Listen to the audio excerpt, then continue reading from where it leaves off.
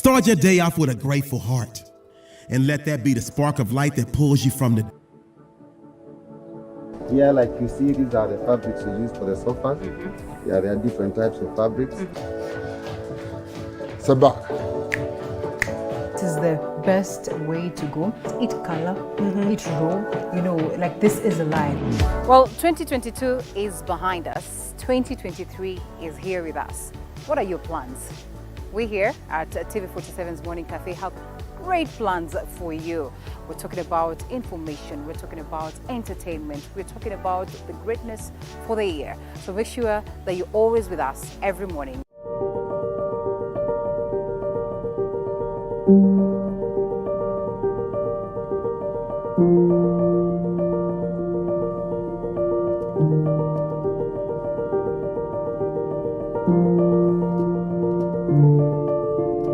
Kwa muonekano wao, hauwezi ukajua waliopitia. Kwa sura zao zinapong'aa, hauwezi ukafahamu changamoto zao. Nyuma yao ipo stori la historia. Katika kipindi Mfahamu Kiongozi, tunakupa nafasi kuweza kuwafahamu kila siku ya Alhamisi kuanzia saa 1:30 kuendelea. Nami Elizabeth.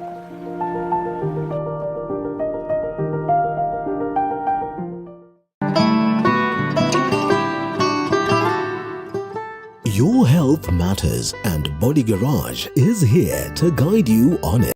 Someone's, after using the medication, the virus number of the HIV in someone's body will start to go. My medication, wherever I go, I must make sure I'm committed to my medication. Yes. And I should watch what I'm eating. I should not just eat from everywhere or not just eat anything. We talk mental, physical, and spiritual health. Join us every Thursday at 8 p.m.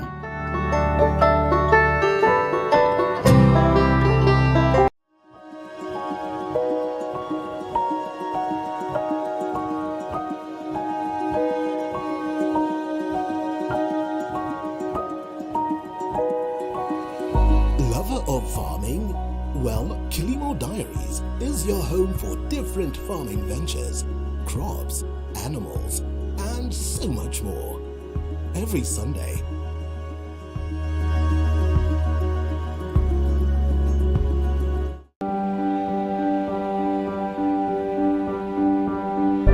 with a new year comes endless possibilities, and as we continue to give, be grateful for the gift of life and the ability to give it to... Yeah, like you see, these are the fabrics we use for the sofas. Yeah, there are different types of fabrics. Civic. It is the best way to go. Each color, each row, like this is a line. Well, 2022 is behind us. 2023 is here with us. What are your plans? We here at TV47's Morning Cafe have great plans for you. We're talking about information, we're talking about entertainment, we're talking about the greatness for the year. So make sure that you're always with us every morning.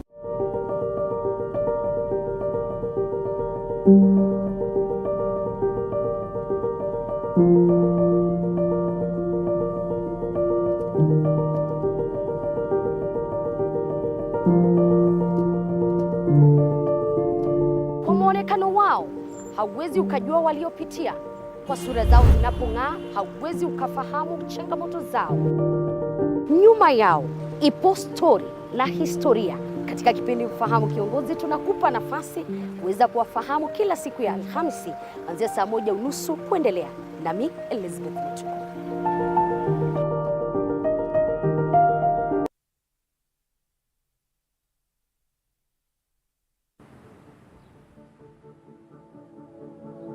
Yeah, like you see, these are the fabrics we use for the sofas. Yeah, there are different types of fabrics. Civic. It is the best way to go. Each color, each row, like this is a line. Well, 2022 is behind us. 2023 is here with us. What are your plans? We here at TV47's Morning Cafe have great plans for you.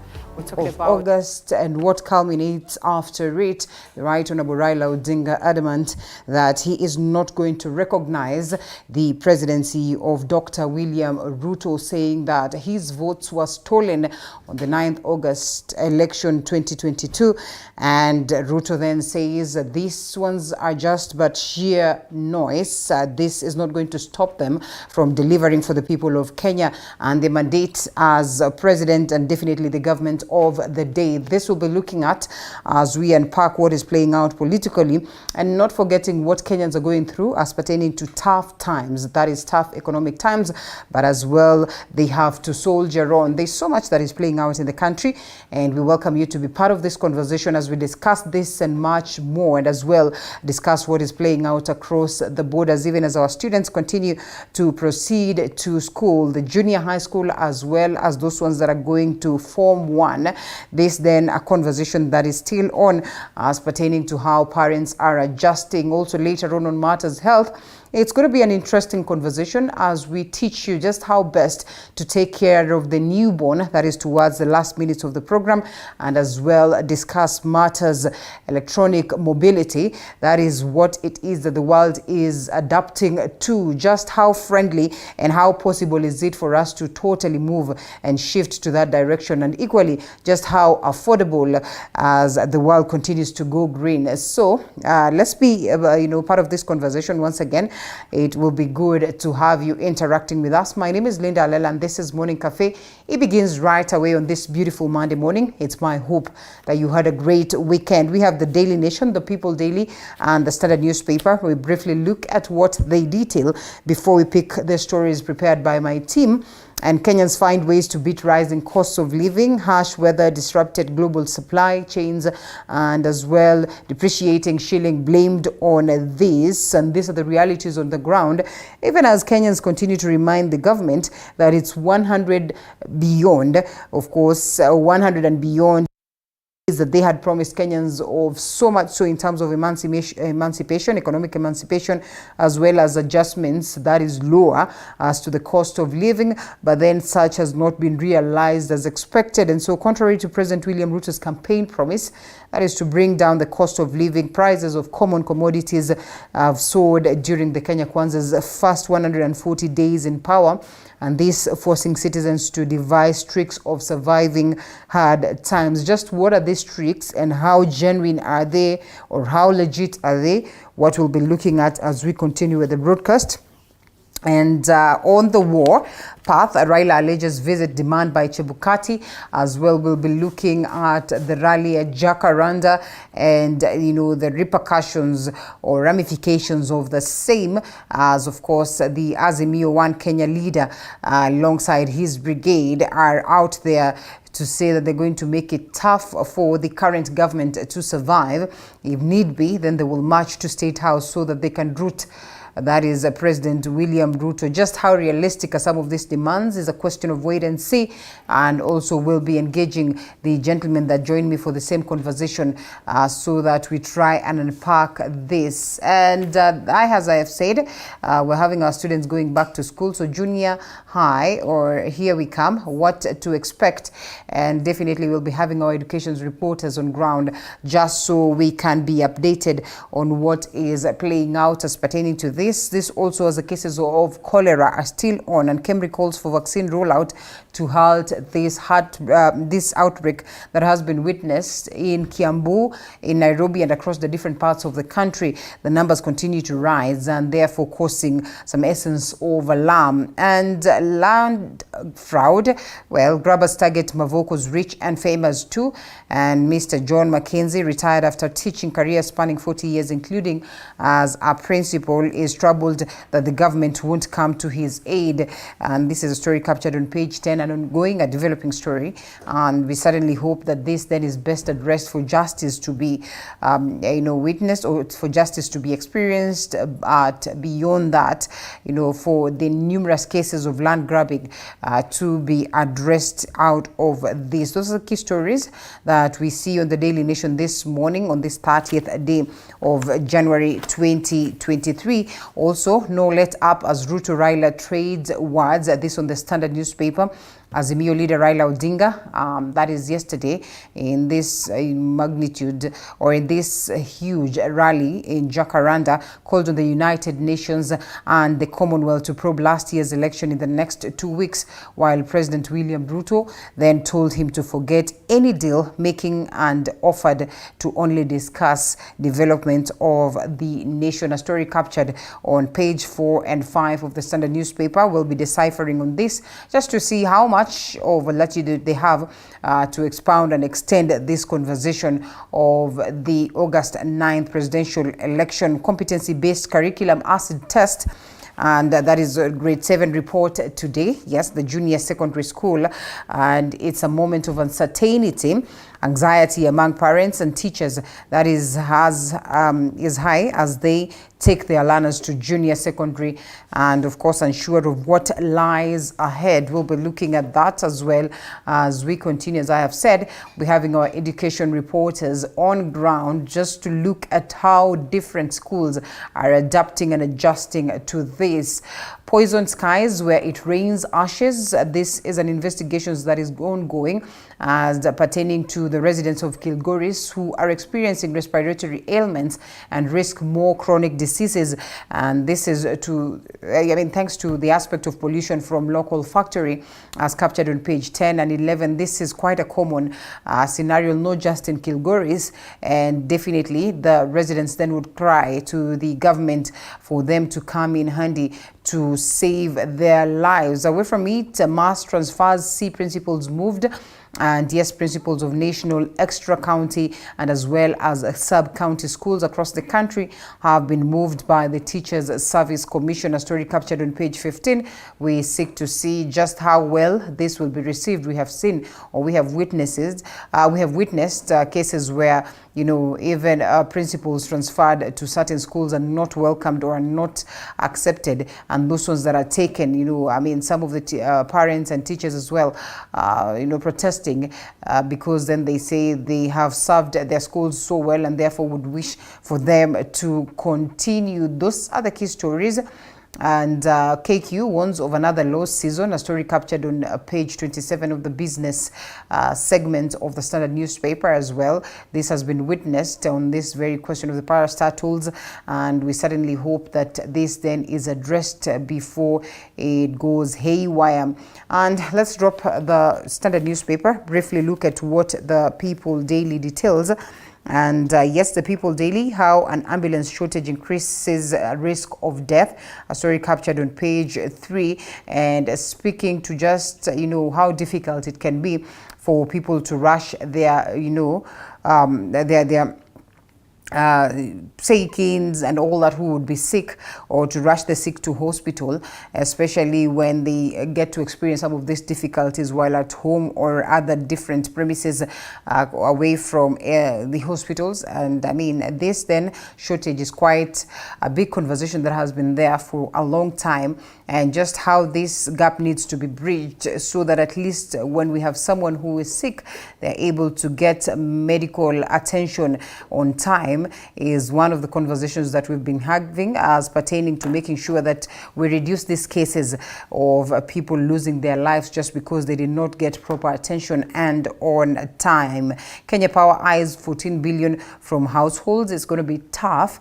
And of course, looking at just how the cost of electricity continues to shoot up, definitely households are finding it tough. And this then culminating also to the difficult times of the cost of living, because most of these commodities and most of the processes happening in the country are highly dependent on the question of, electricity. And therefore, if the prices shoot up automatically on these commodities, then we get to experience a shoot up. Now, crisis as junior secondary starts, and confusion hounds at grade 7. I think we have talked about this, as of course the public schools lack enough teachers, as hiring has not been concluded, and equally the guidelines on uniforms yet to be made public, and as well parents told they will pay for meals, and laboratories have not been equipped with 1 day to opening. A story captured on page 4. We'll be following up on the same just so we update you. Election bosses asked me for bribe, says the Right Honorable Raila Raila Odinga.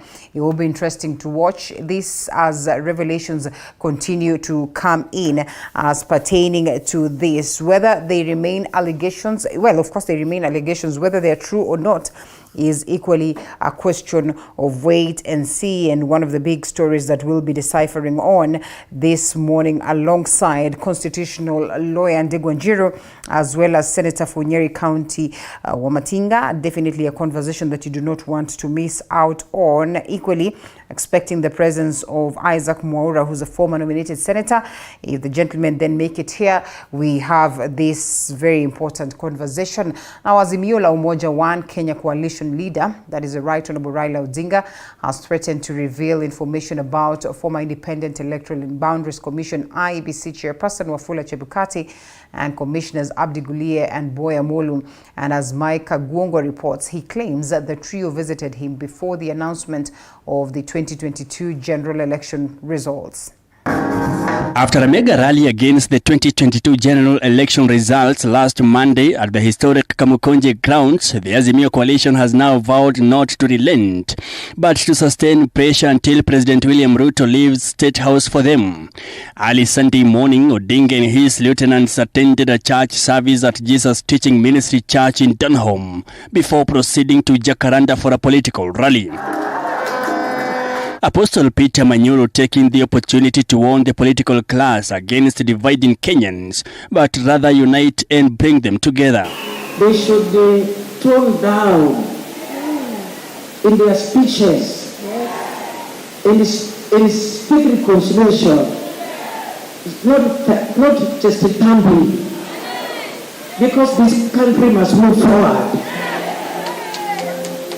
Because we need this country for our children, for our families. We are here to stay. I put up into my hand, there is no way we are going. Speaking at the Jacaranda grounds, Raila stated that he had evidence to prove that the trial sought his audience and made some request to him, disputing claims by Chebukati that a section of Azimio politicians wanted to bribe him to change the August 9 presidential election results. Bwana Chebukati na Bwana Gulie na Bwana Baru Jacob Bwana Toyo vile ako na runinga, ako na filamu. Wakati mnaenda kwa nyumba yake anaweza kutoa na atatoa. Ukweli kidhihiri wangu. The Azimio leader lamented that Chebukati stole his victory in the August polls by 2 million votes, rallying Kenyans to resist President William Ruto's administration. Kenya wamekataa kutoza ushuru bila idhini ya bunge. Wakenya wamekataa kukubali Ruto auze rasilimali yao bila idhini ya bunge. Rasilimali ya Kenya si ya Bwana Ruto na makarigosi yake. Mali ya Kenya, mali ya umma ya Kenya, hawezi kuchukua na kupeleka kama mtu anapeleka mbuzi katika mnada. Tumesema no, Bwana Ruto. Further, Raila claimed that the tribunal led by Court of Appeal Judge Agri Muchelule was a political witch hunt against former IEBC Vice Chair Juliana Cherera and co. According to Raila, he warned Commissioner Irene Masit that she would be disadvantaged in choosing to stand trial, but she sought justice to be served. Lakini Mama Irene Masit ni mama shujaa. Mama shujaa amesema nitaenda kutetea haki. Yeye mwenyewe anajua vile kura iliibiwa. Mama Cherara anajua vile kura iliibiwa. Bwana Nyang'aya wanajua vile kitukane iliibiwa. Wale wanne wote wanajua. Hii vita sio ya Raila Amolo Odinga. Ni vita ya Wakenya waliompigia kura. Uelewe hiyo kura yako ingekupatia unga kwa bei nafuu. The former premier demanded for inspectors from the United Nations be brought to the country for a comprehensive audit of election results. I've been expelled from the European Union. Hapa wanafanya wanakubali. Tumesema tumekataa Kenya kwa judged by different standards. Wa Kenyans mpaka waheshimiwe. Saizi mnasema ya kwamba mnataka DCI afanye investigation ya uchaguzi. Huyo DCI si Ruto ndiye alimweka hapo. Kwa hivyo, you can never give a hyena a proposal on how to write, on how to keep the goats. The leaders disregarded President William Ruto's remarks and asked him to resign from office and hand over the mantle to the Azimio regime. They stated that the will of the people cannot be wished away due to corrupt independent institutions mandated to safeguard the will of the people. Any government that cannot feed its people has no business being in office. Watoto wetu wanaumizwa. Kama nyinyi kweli mnajali maisha ya kesho, na mimi najua mnajali maisha ya kesho, lazima mseme enough is enough. Hii kazi maisha yamekuwa ngumu. Yaani siasa ya mauaji Kenya haitakubalika. Mimi nawaomba kitu kimoja wa Kenya wenzangu. Tukitoka hapa tusiharibu ushindi wa baba. Odinga has scheduled a series of rallies across the country before embarking on the last one here in Nairobi, where he is expected to give his next course of action to his followers. This as President William Ruto still maintains there is no handshake between himself and Raila Odinga. Mike Kagwongo, TV 47 from Jacaranda Grounds, Nairobi. Has told off Azimio and Kenya leader Raila Odinga, saying that he is not a pushover to be told what to do. This is as the Azimio leader Sunday held a second rally after jetting back into the country from South Africa. Accompanying Ruto in his tour of Narok County, Kenya Kwanza leaders led by Rigathi Gachagua were quick to dismiss Raila's rallies, adding that he will not get the attention he is allegedly looking for. President William Ruto seems not to be taking any more of Azimio La Umoja's Raila Odinga, who still insists that his victory was stolen on the 9th of August 2022. The two continue to clash over election results. During a recent church service, President Ruto refrained from mentioning Odinga's name but delivered a clear message to the opposition faction. Walizoea wakafanya ukarabati sijui nini, wakapata cooperation. Wakakuja tena wakafanya ukarabati sijui gani, wakapata nusu mkate. Wakakuja wakakoroga uganga na ukora, wakapata handshake. Hii hawapati. Hii ni ya wananchi wa taifa letu la Kenya na ni ya vijana wa taifa letu la Kenya.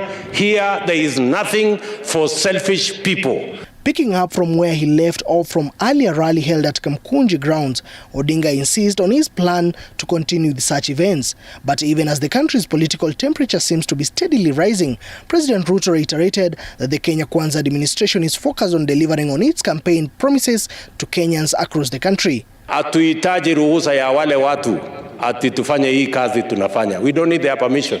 Hii kazi itaendelea, kazi ya kuendesha Kenya itasonga mbele, wale wakipenda wasipende, kwa sababu Kenya si yao, Kenya ni yetu sisi zote.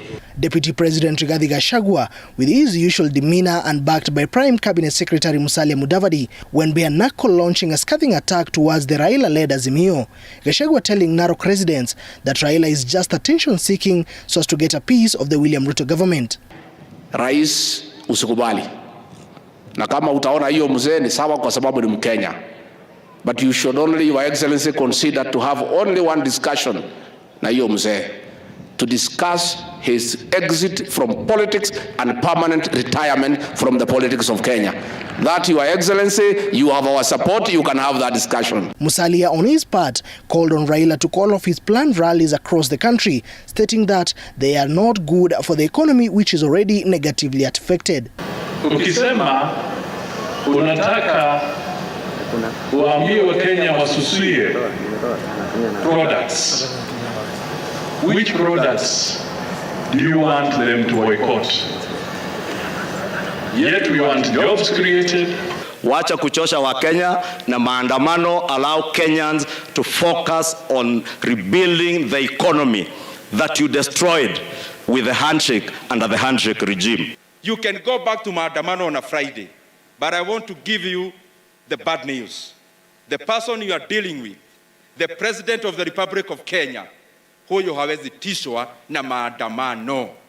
The Kenya Kwanza political formation has insisted that it will tour all parts of the country to take its development agenda, despite calls from their rivals from Azimio that have been calling on William Ruto to vacate State House.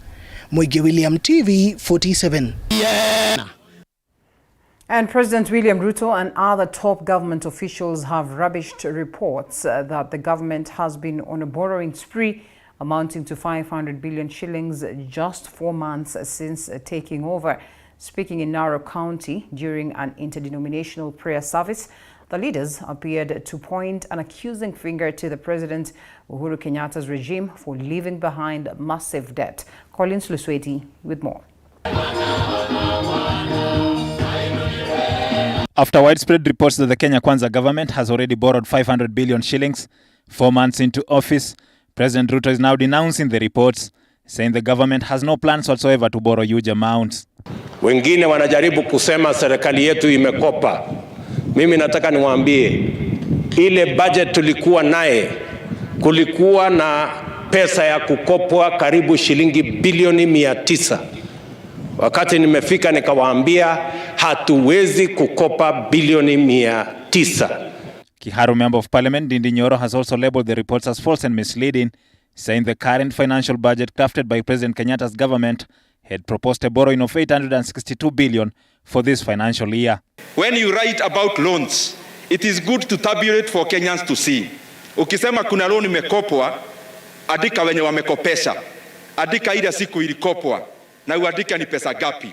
The president, accompanied by top Kenya Kwanza leaders, appeared to lure the Maa community, a community that has been friendly to Azimio la Umoja leader Raila Odinga in recent elections, with plenty of goodies. Priority yetu itakuwa ni kushughulika na kupanda miti na kuhakikisha ya kwamba tunakabiliana na climate change, tuna harvest water, tuwe na maji ya matumizi nyumbani, maji ya irrigation, maji ya mifugo yetu. Atatafutiwa wapi na hii kazi yote tumempatia nyinyi watu ya Narok? Kama mnataka akuje, mtuachie kiti moja hata kama ni ya Soipan akae kando tupatie hiyo mzee. Elected leaders in the region have promised to work with President Ruto, regardless of political differences, for the sake of development. Narok Governor Joseph Olelenku, who has declared himself the Maa community spokesperson, says the community will work side by side with the Kenya Kwanza government. And we commit, Your Excellency, as the Maa nation, kwamba tutaungana na Wakenya wenzetu, tutaungana na serikali yako, kwa pamoja tutafute suluhu za shida zinazokumba taifa letu. Collins Lusweti, TV 47. Now, every yard of forest associated with myths where canopies are highly regarded and considered sacred for its ancestral relations and connections with the gods. Omba Forest in Vihiga County is one of them. This forest is highly regarded for the purpose it serves in connecting the people with the ancestors. Our very own Chichi Josephine tells us more.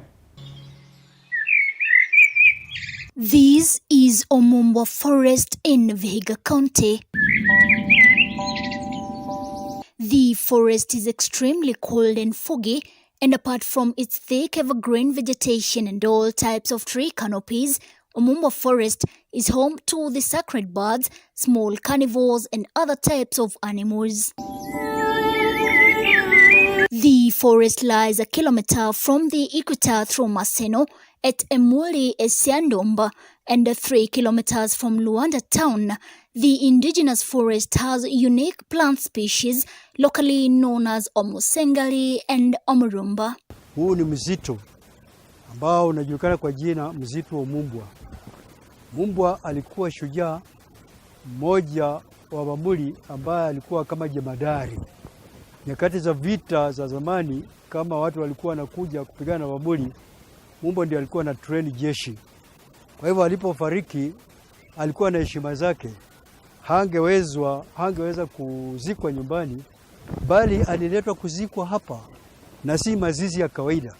Hii mazizi ya sisi tunaita kwamba ohuirasia. It is also regarded as an archive of spiritual beliefs of the Abanyole people, a sub-tribe of the Luya community. Hapa ndani wakati tulikuwa watoto tu kwa tunaingia. Villagers here are proscribed from having their way into the forest it is believed that the curse will befall anybody who cuts a tree, collects firewood or kills a sacred animal in this forest or any other activity, as the consequences are dire.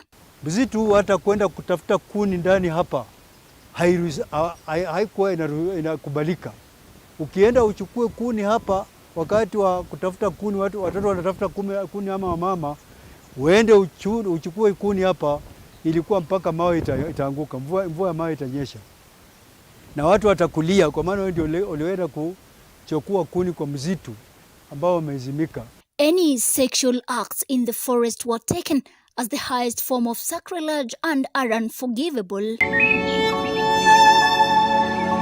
The forest is considered the archive of the spiritual beliefs of the Abanyole people and is seen as the sacred abode of their ancestors, as it is the only surviving sacred forest in the Abanyole Luya subnation. Hapa Kima ndio tulijipata kama Abanyole. Abanyole vile tumezaana kutoka pale juu, tunatoka kuomwa alizaa Muindira. Traditional elders conserve the forest, led by 86-year-old Javan Hagai Omundi, who is also a reverend. Hatutaki kuona kama watu wanaingilia misitu kama hii, kukata miti ndani, kufieka, hairuhusiwi kabisa. Warriors, chiefs and sons of the Abamuli clan who had made great accomplishments were buried here in a sitting position, as Mzee Omondi now narrates. Hapa mtu wa heshima akitaka kuzikwa walikuwa anachimba shimo ya round, alafu anakalishwa, miguu inapatiwa nafasi yake, alafu anakaa kama amekaa kwa kiti, alafu anauliza mchanga, inabaki kichwa nje, na hiyo kichwa wanaleta mtungi ambao watatoboa mtungi kama macho. Pale ya macho wanatobolea macho shimo mbili, ili kwamba walikuwa anahisi ya kwamba atakuwa akiona labda. The 12 square kilometers of Omba forest helps the neighboring communities escape the adverse effects of climate change. Msitu huwa inafaidiwa ndio ilete hata wageni kutoka mbali changia pesa ya utalii. However, Omondi says the forest is facing a new threat, shrinking landslides as some locals clear portions of the forest near the farms for settlement. Tungepataka hata iwekwe ua ya kuzuia ili kwamba uzidi kuwa hapo vile umekuwa miaka hiyo yote, isije ikaingiliwa na watu kwenda kukata kuni, kukata miti. Hiyo itakuwa imeharibu utamaduni wetu. Chichi Josephine, TV47.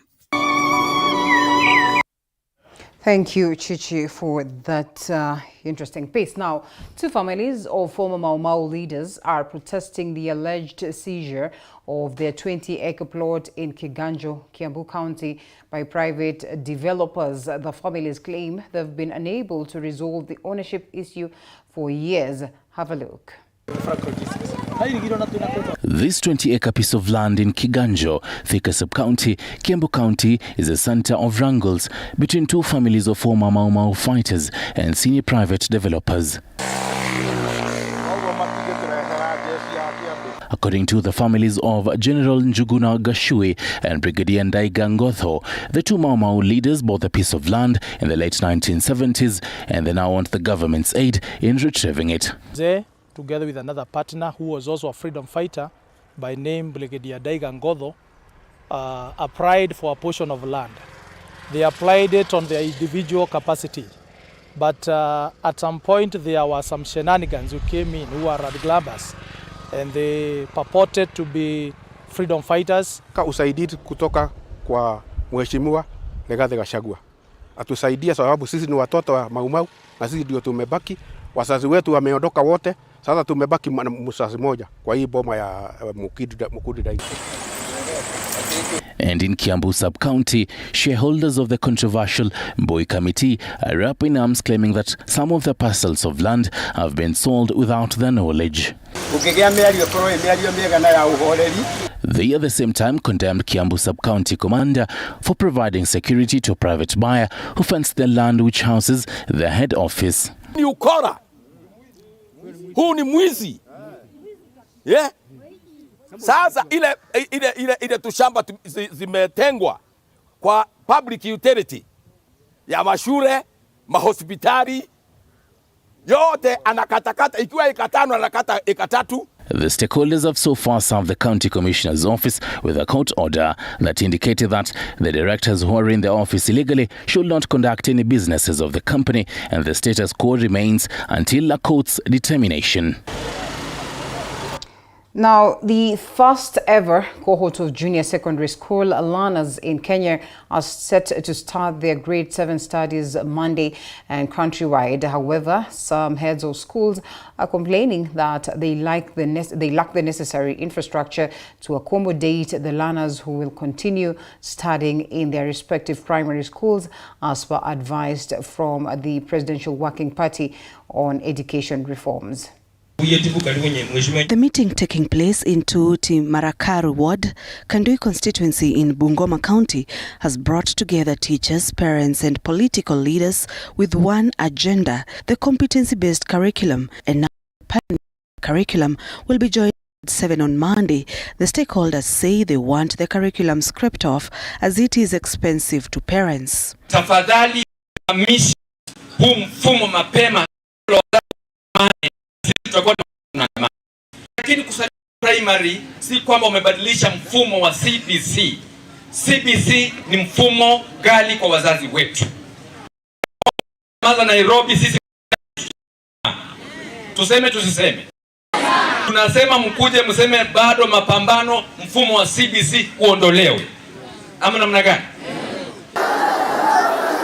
And now there are heads of schools who are saying that institutions lack the right infrastructure to support the grade 7 learners who will continue with their studies from their respective primary schools. A decision that was made by the President following advice from the Presidential Working Party on education reforms. Wakisema tunataka pesa ya nini? Ya CDF. Mbona hawaboikoti kuenda National Parliament waseme mfumo wa CBC ufanye nini? Uondolewe. Grade 7 learners will report to school for first term on Monday as the first ever cohort of junior secondary school in the country. Sharon Baranga, TV 47. All right, Ambrose Kiptui, a diver at Cheploch, George, found his 11 years diving career threatened in 2019 when a truck ran over his left leg and resulted in amputation. Despite the setback, Kiptui, a father of 3, has returned to diving, showcasing his resilience and inspiring others with his story of a second chance. Zainab Mohammed with more of that. The father of 3 vividly remembers that horrible evening over 4 years ago as if it was yesterday. A man who was used to fending for his family became bedridden and fought for his life for 2.5 years. Siku moja nikapata ajali. Gari liligonga hapa juu. Ilikuwa 23 mwezi wa 9 2019. Hii njia ya kwenda Kabarnet. Kutoka hapa Cheploch unaenda njia ya Kabarnet along road ya kwenda Eldoret. Ilipatia maisha sababu utaruka tena vile uko naruka. Alafu hata kasi kama ikiharibika mtoni huwezi enda kibarua mtu akuandike. So itabidi ukuje tu kaa hapa. Members wakiruka mko nao tu, saa zingine wanatoka kasi ya nje. Kwenda kama rescue, kwenda Wasingishu, Nandi, mtu akitoni kwa maji. So inabidi unapaki peke yako saa zingine. All efforts to find an alternative source of livelihood bore no fruits until Ambrose gave his first love for diving a second chance. Unajua sasa ni ngumu kidogo na ni risky. But kuriski sasa inatoa sababu unatumia mguu mmoja inakupea hata customer hizo akakupromote sababu anakuona wewe uko una mguu mmoja. So kata amekupromote unatumia nguvu mingi kuruka. Sababu hiyo kupata hiyo chance ya kuruka ndio unatumia nguvu mingi. Pia kulan naye ni naletanga kulan ndio ni ngumu kidogo. Hiyo ndio ni ya maana. Sababu ukiruka mzuri ile kulan kwa chini ni ngumu kidogo. But najaribu. Ni Mungu tu wako. Many are always pleasantly surprised at his diving skills that have only gotten better despite his disability. On a good day, Ambrose makes between 200 and 300 shillings a day and up to 1,000 shillings in the festive season. His only wish now is to get justice against those who almost ended his livelihood and that of his family. Mimi ningependa tu serikali waone kama justice inaweza fanyika sababu ajali ilifanyika na gari na huyo jamaa ifanyike kama inawezekana. Zinab Mohammed, T47. Now, taxi operators in Nakuru brought businesses on the Nyahururu Road to a halt with a demonstration to protest alleged bribery demands from county askaris. The demonstration was reported to have temporarily stopped business in the area. Chichi Josephine provides more of this. The more than 50 taxi drivers blocked a section of the road, demanding audience from the governor as they accused the county government of asking them to cease operations in the central business district without offering them an alternative stage. Gari zetu ndogo ziko na stickers. Hizi ndizo sticker na hata ukiangalia inasoma County Government of Nakuru. Hii sticker saa hii hata kama tuko nayo ni kama ni useless. Juu ukiingia saa hii ubebe abiria kwa barabara ushikishe town hata kama ni kwa petrol station. Unakuta kanjo wamemwaga hapo wengi unashikwa. Ukienda kwa county huko uende huko kwa kanjo ulize mbona ninashikwa unaambiwa hakuna dropping ama kupick town. They claimed that some of the officers were demanding bribes for them to operate in the town's central business. They have also complained about rampant harassment as they were also up in arms against arbitrary arrests by the askaris. Wanaua ndoto zetu za nini? Na sisi ni watu ambao wanachangia nchi yetu. Mimi naomba Madam Governor atusaidie, asikie kilio yetu na aweze kutusaidia. Kajo hii Nakuru wanafanya kutoka saa 10 ya asubuhi mpaka saa 3 ya usiku. Na hakuna kitu kingine wanafanya. Kufukuza wasiri na kuzuia hizi taxi zisibebe hapo zikaipatel. They lamented over the county government's move which banned them from waiting for clients along Kenyatta Avenue, saying it has now moved forward to further kill their business that has greatly affected them. Mtu akikufukuza anafaa kuambia hatutaki mbebe hapa, endeni mbebe mahali fulani. Sasa sisi hatuambii endeni mbebe mahali fulani, kumaanisha huyu mtu anataka kukumaliza kabisa. Juu matatu aliambiwa msibebe Kenyatta lane, endeni mbebe pale. Sisi hatukuonyeshwa kwa kubebea. Mimi nauliza, kwani ukifanya kazi na taksi hauna haki? Tupatiwe na mahali mzuri ya kufanyia kazi kama serikali ya Ruto ilisema ni bottom up. Sisi tukue wa kwanza kuinuliwa ili kesho kuwe na ushahidi ya kutosha bottom up ilifanya kazi. Their attempt to seek an audience with the governor have not borne any fruit and they claim that the governor has not bothered to listen to their concerns. Baba governor wetu sisi tulitokea vizuri sana tukamchagua, aliposhida tulienda hii barabara yote tukipiga gari zetu honi mpaka zikaugua. Na saa hii ni yeye anatutesa. Tunaomba tu atusikize. Chichi Josephine, TV47. Tusikizwe juu pia sisi tulichagua. All right, gentlemen, it's as though the conversation has begun. And one of the key things that I'd have wished for us to discuss is just what is happening in the house of Mombi. I had gentlemen hailing from that very region. One of them seems to be backing off, but all the same, the two that are here are going to tell us something small about their feel. You know, when we're talking politics, we talk politics of tribe, unfortunately, or fortunately, depending on how you look at it. But equally, you know, when we're talking about politics, we talk about numbers. Nyumba ya Mombi has had, you know, the highest of numbers politically in the country for the longest time we know. And this particular title, they do not intend to drop, at least from what it is that we see today.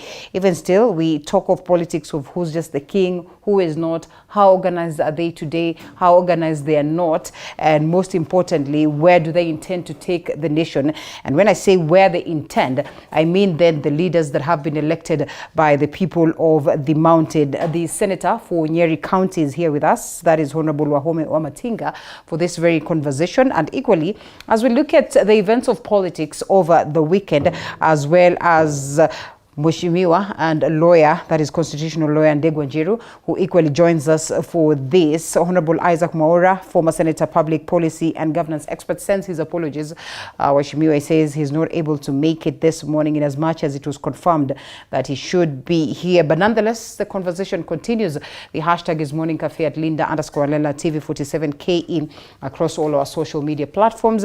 We sample some of the comments as we continue. Before we get to the conversation of the Right Honorable Raila Odinga and the current president and the high cost of living, gentlemen, first of all, your chance to say jambo to your people as we get to this very important conversation of the House of Mumbi. Thank you very much, Reda. I want to appreciate you for having me again. It's a good opportunity to talk to our people. Thank you. We know that we must start now having a candid conversation about where we want as a House of Mumbi to move to. We know that we've been around, and you've said it properly, in the leadership of this country. We've been committed for over 35 years. Looking back, one last question, the problems that we were fighting way back in 1960 to 1964, they still persist. Yeah. We still that community that feels that we still have a lot of challenges. It's become, especially like now, people are trying to take back their kids. You find that we find ourselves in a situation that we've never been before, that many people do not have. They are in a dilemma. We are downtrodden economically. Our crops are not doing well. Not that we are not farming, but we're not able to fetch market prices that can give people anything in the pocket. And that's why we must have a candid discussion, how we've been doing the like politics the last 58 years. And I think that is a conversation that we must all sit down and start talking to one another and asking which way to go. You see, Ndegwa Njiru, as you say jambo to the people, yes. If you would ask Kenyans today, they would tell you that if there is a community that has gotten its politics right over the years, it should be the Mount Kenya region. The only time that we have felt contrary of this is this very election, the 9th August election, because for a moment it appeared as though the House of Mumbi was a swing region. It appears as though they are getting to that space where they are as elusive as what is in Ukambani region and the Mulembe nation. And sometimes, by a large extension, you look at the Ukambani region and you sort of feel like they're part and parcel of the House of Mumbi. Yes. So to imagine that senator then argues that perhaps for a long time you haven't gotten your politics right, what does that speak? Thank you very much, Linda, this morning, even for giving me an opportunity to debate the able senator.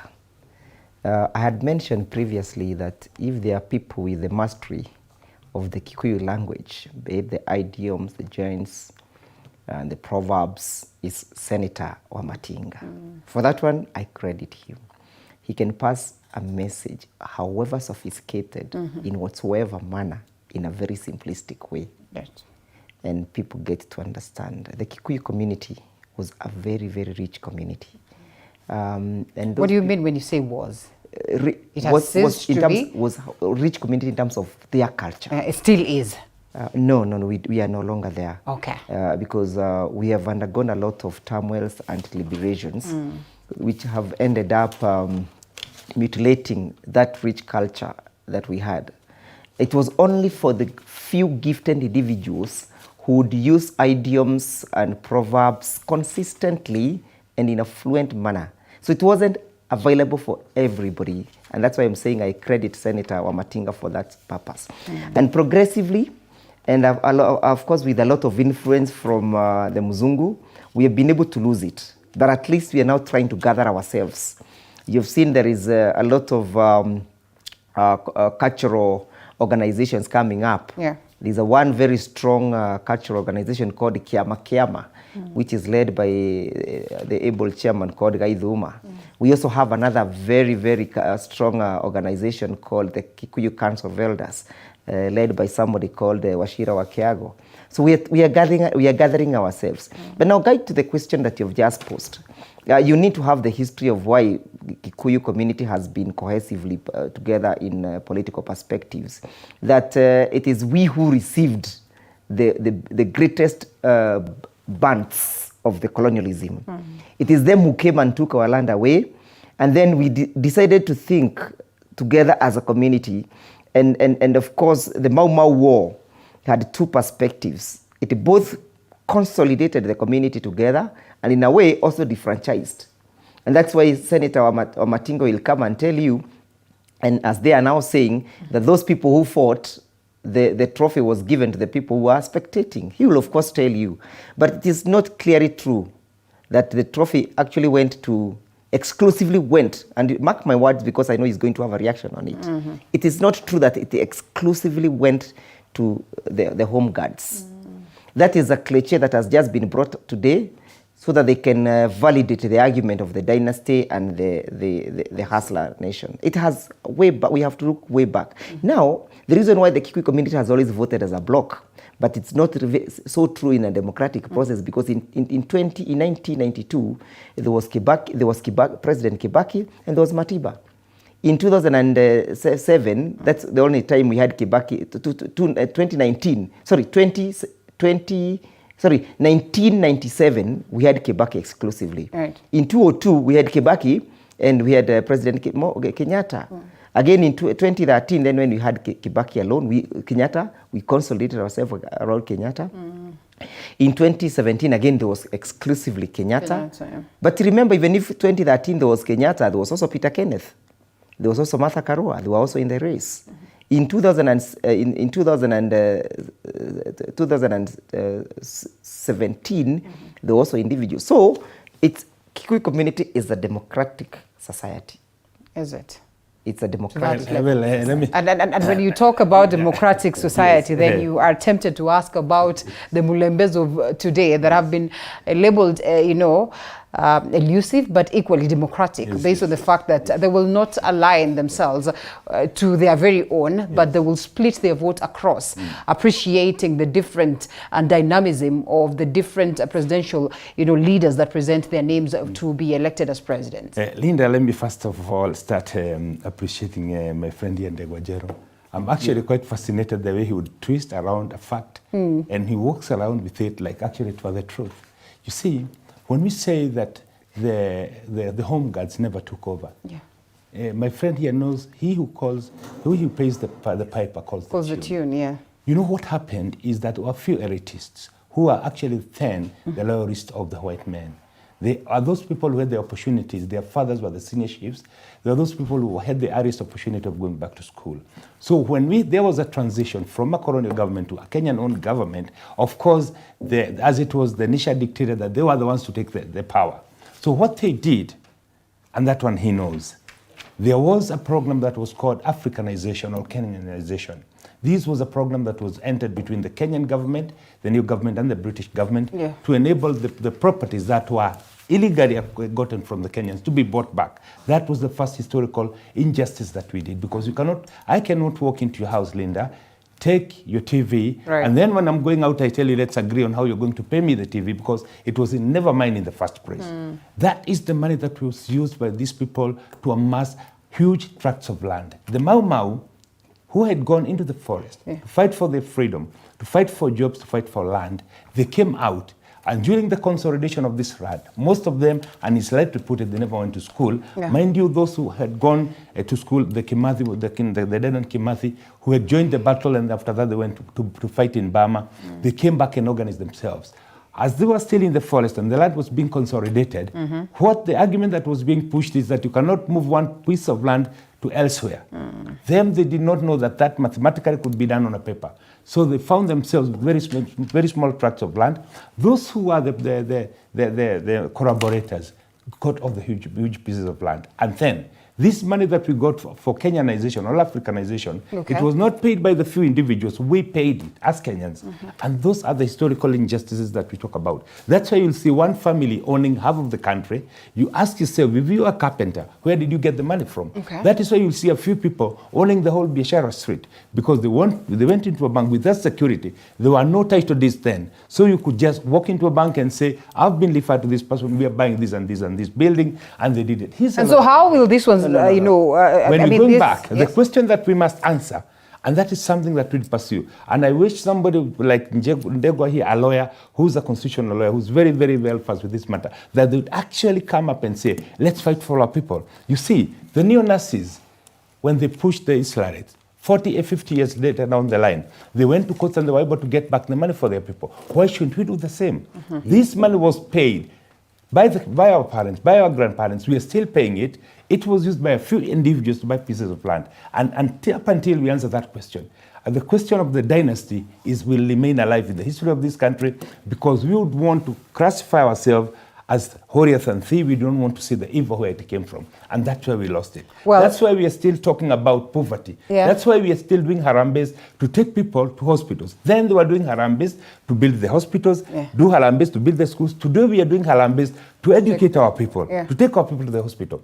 Where did the rain start beating us? We allowed a few people who made us believe that they are fighting for us, and we stood like one community for our people. What we're saying, these are our people. But when we let Akina JM Karaoke go, and they went, that's where we lost it. Okay, interesting. Karuba go, and they did. That's where we lost it. And we must take out the battle from there. And if we don't address those issues, Linda, we can have this conversation for the next 1 century. The problem will still persist. Pandora's box?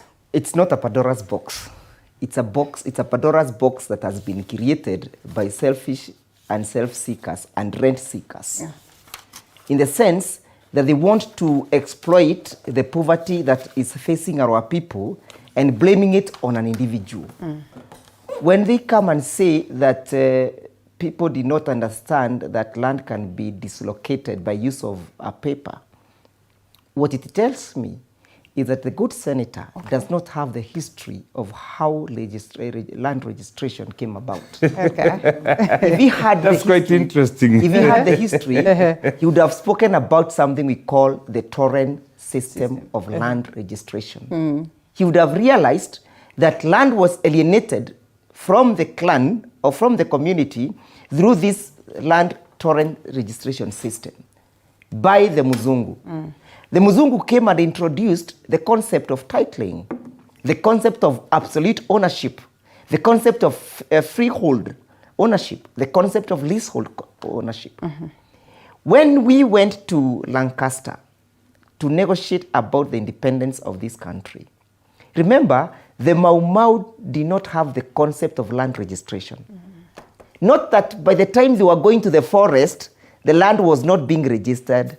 Registration was there because registration of land in Kenya commenced in Mombasa.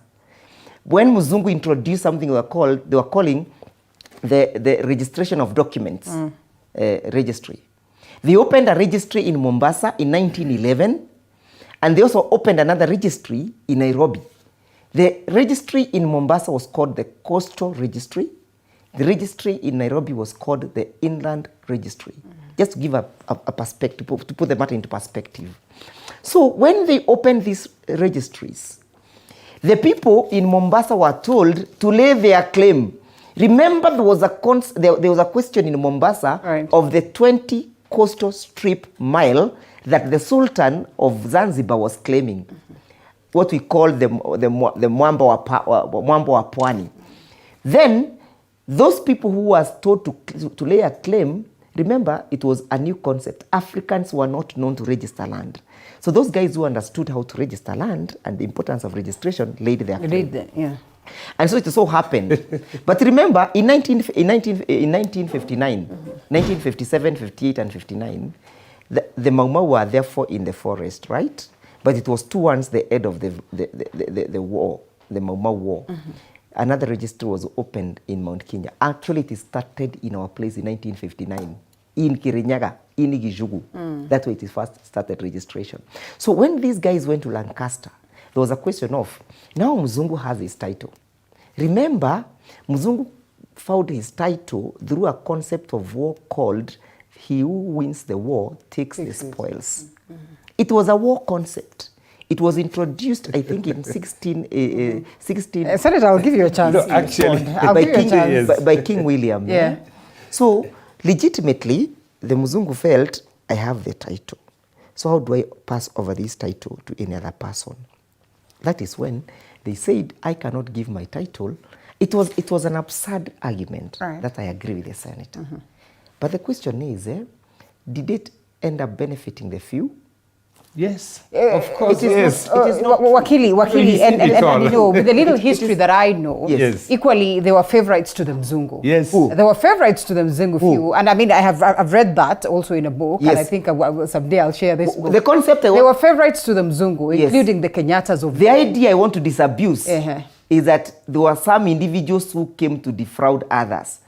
But equally, that is the argument of maybe abuse. these ones were favored by Mzungu and therefore they just were lucky then. But let me ask it was not an idea of them trying to defraud the others. After the American Civil War, yeah, who took over the mantles?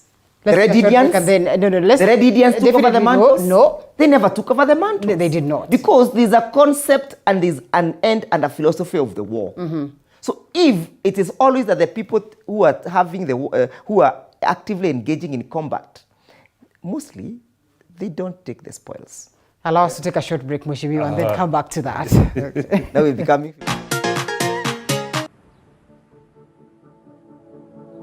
Yeah, like you see, these are the fabrics we use for the sofas. Yeah, there are different types of fabrics. Sabak. This is the best way to go. Eat color, eat raw, you know, like this is alive.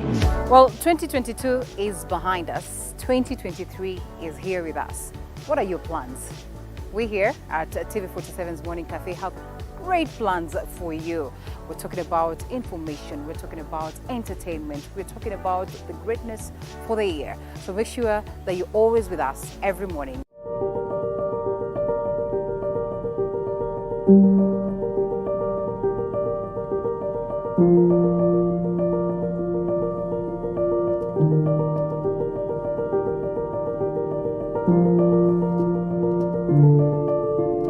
Kwa muonekano wao hauwezi ukajua waliopitia, kwa sura zao zinapong'aa hauwezi ukafahamu changamoto zao. Nyuma yao ipo stori na historia. Katika kipindi Mfahamu Kiongozi tunakupa nafasi kuweza kuwafahamu kila siku ya Alhamisi kuanzia saa 1:30 kuendelea. Nami Elizabeth Mutu.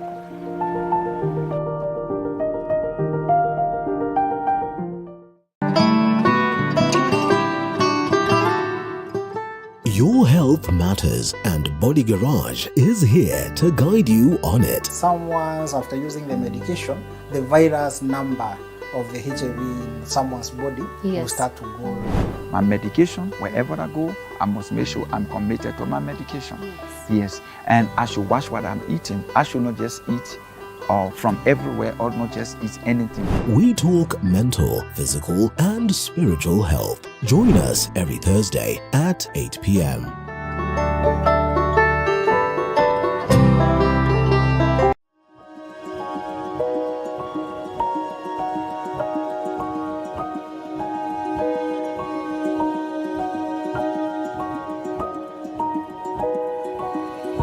Lover of farming? Well, Kilimo Diaries is your home for different farming ventures, crops, animals, and so much more. Every Sunday, the home of untold stories.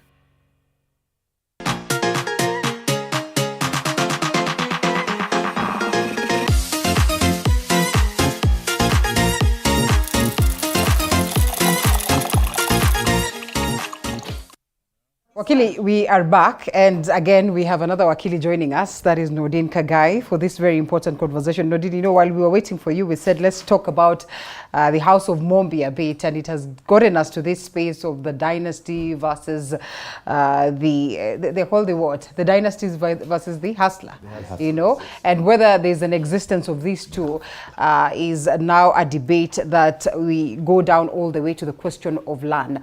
And perhaps just to agree briefly with what it is that Wakili speaks of, Senator. First of all, this book, Kenya Between Hope and Despair, there's that acknowledgement indeed that, you know, there were those ones that danced proper to the tune of the West. Yes. And while the West were going away, you know, with their power to a large extent, could favor these very individuals. Maybe that's the reason why today we speak of those ones that, you know, appear to have benefited more, you know, at the expense of the others. Yes. But what he speaks to is the question of titling, the question of, you know, the fact that there are those ones have land or who had, you know, magnitudes of land, but registered for that very matter. How can you overlook this important process of owning property and say that maybe it is time that we revive a conversation that is going to perhaps just give us a proper and fair distribution? What happens to these individuals that would say constitutionally, you know, legally, they own these pieces of land, they own this property, they own this nation, if you would like? Let me tell you, Linda, a property illegally acquired will never be yours. And that's a fact. And we know we only need to look down in history. We look at before when the colonialists came and when that land registration came about, the majority of Kenyans, in fact even today, look at the Maasai community, look at the Turkana, look at the Pokot, they do not have land ownership. It's but Mheshimiwa, there's a very thin line between legally and illegally. Yes, and it becomes worse when, it. you know, even this illegal one has been registered. Now, this is a question that we as Kenyans are shying away from answering. And that's the same question. When we go look down the history, how we started setting up the economy of this country, it was skewed towards favoring a few individuals. We look at organizations like ICDC. It was a bank that was meant to Africanize the Kenyans, the businesses in Kenya. It was funded by taxpayers' money. The money was to be paid by the taxpayers, but it favored a few people who had... I give you time to finish, Diego, and I would also like that again. Thank you, I will. So this favored a few people who had the opportunity to be exposed academically. Those are the people who could walk into the bank, take a loan, and I can tell you, they had a cutoff where they said, now we've made enough of us, and let's close the club. It was a lawless club like the Muthaiga was, excluded for a few members, and that's how we lost it. ICDC, if we continue with the concept, we could have up to now very, very, very many industries. That's why you look history. You see that we were at the point, the same level with Singapore, but then they took off because they used the resources they had to benefit the community. We used, let me finish. We used the resources that we have to unleash a few people who owned everything, and they made us that they actually spent, we did not have any resources. And they knew the trick, staff people so that if they are not, they are economically downtrodden, even the freedom they not ask. We started now looking at people. Shortly will come to you. They started looking at now those who are in power as their source of hope. And that's why you've said Kenya between despair and hope. That's exactly where we are. Because even now when you go back there, you'll see everybody's coming to Mheshimiwa. My kid cannot go to school because they've been indoctrinated to believe they can only get help from those who are up there. We want to tell Kenyans now, looking at them in the eyes, we want to tell them, yes, we can do things in a different way. We must empower ourselves. And what we are doing in this Kenya Kwanza regime is empowering people. It does not matter where you come from. Your background doesn't matter. You can be anything you want to be in this country so long as you believe in yourself. And that the Kenya Kwanza government then leaders are not... a presenter like you, tomorrow, with the right perspective, you can be a cabinet secretary in this country. You can become a business mogul in this country without knowing anybody. Linda, before you come in, let's allow Nordin say hi. I've sought leave from council to allow me just to have one rejoinder, and he has granted 30 seconds. Yes. Now, you see, the problem we have is when we have people who speak toxic, venom, and obnoxious information to mislead the people for their own selfish interest. It would be in the interest of the good senator to maintain the status quo of a war between an imaginary dynasty and the real hustler. Remember, is it not factual? It is not factual. It is factual. It is not factual. There are people in this country who are now categorized as dynasty who have worked hard for what they have. But when in the eyes of the good I am not mentioning names. Give us a name. In the eyes of the good senator, for him who has is an enemy for he who has not. And that is a toxic ideology that these guys are pushing. In matter of fact, that ideology is inviting where we were in the Cold War, which he spoke about. What am I simply saying? I'm simply saying this. The concept that the good senator has alluded to, it is a creation of the political class.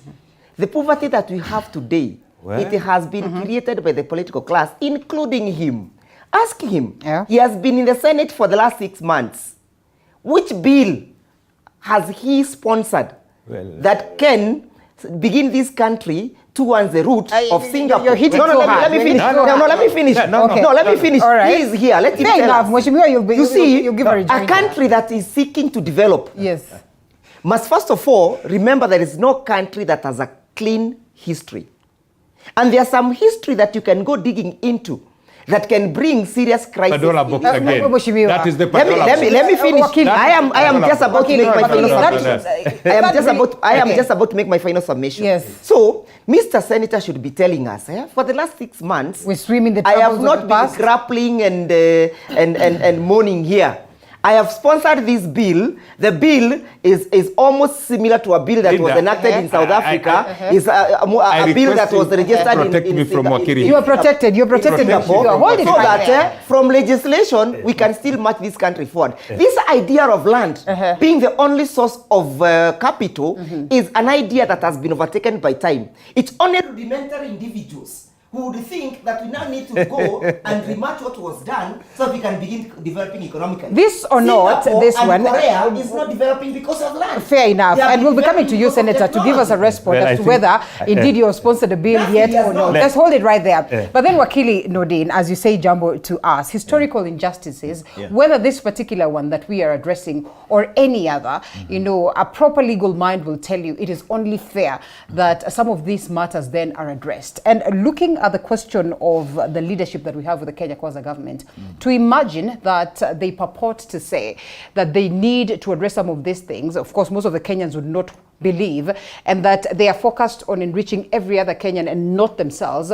You know, we put a lot of question marks as pertaining to the same. But equally, we have to acknowledge that we are not all favored the same. That, you know, in society, there are those ones who are going to be on top, there are those ones that are going to be at the bottom. And that's the reality of life. So them saying that they would want to address these historical injustices in such a way that they're going to create that balance. They are perhaps going to take land from those ones that had amassed, you know, lots of it and distribute to the others that really should change then. Can we even get to a point of believing this? Good morning, first and foremost. Morning. You see, that is a game of wait and see, because it's something they are saying. Actions will speak louder than words. But the sad reality is that we are a very funny country, because people seek offices of power so that they can either enrich themselves or protect their loot. That is the sad reality about our country. We have so many historical injustices, and when I walked in, I had them talk about the mountain, the land and everything. You have to look at people like, even in the coast, there's injustices there as well. So when, for example, you want to deal with injustices, you have to come, with clean hands. Your intention has to be pure. If, for example, you're setting political scores, then it doesn't suit your venture or mission. Because at the end of the day, you will take the land from those people X and then redistribute to either yourselves or those who are closer to you. The funny thing about those who got these lands, courtesy of the Mzungu actually going away, which they never went away, is that the reality is that when you look at our politics, those who are now closer to the black Mzungu are the ones who get favors. Yes. So it's about, you see, collaboration still happens to date. That is why the black Mzungus, post-elections, you see people who are in a certain camp decamp to a new camp because they need favors or because they need to be protected, or some feel they want to acquire more. And self-aggrandizement. So at the end of the day, it's all about the goodwill to actually do it. Yes, we can solve the historical injustice. We have so many reports, the TJRC, we have the Land Commission report, we have so many reports, but implementation is always a problem, because most of these political elites don't have clean hands. They have stolen a land A, B, or C somewhere. So if they open the Pandora's box, as we are being told here, the problem is when they start doing that, someone will tell you, what about that land that you have there? So are you ready to relinquish that? So at the end of the day, it is time, yes, we get to a point where the injustices are solved in this country, because many are pending. And not just land, because you see, when you talk about injustices, there are also political injustices. And then there are also people who have lost their lives courtesy of these injustices. You see, so we have to get to a point where we put politics aside, we put personal interests aside, we put vendetta aside, which is hard with our country as it is.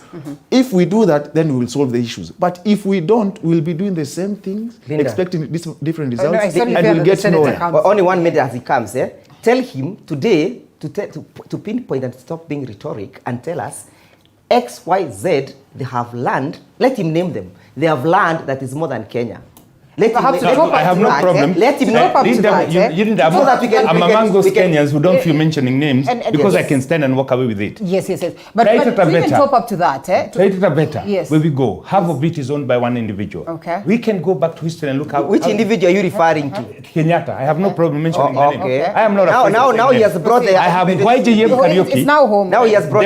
Ndegwa. Now hold on. Now we are home. Rinda, YJM karaoke had to die. 1975, because he spoke about this same political injustice. And he said, we cannot, as the political class, use our positions to amass wealth at the expense of our people.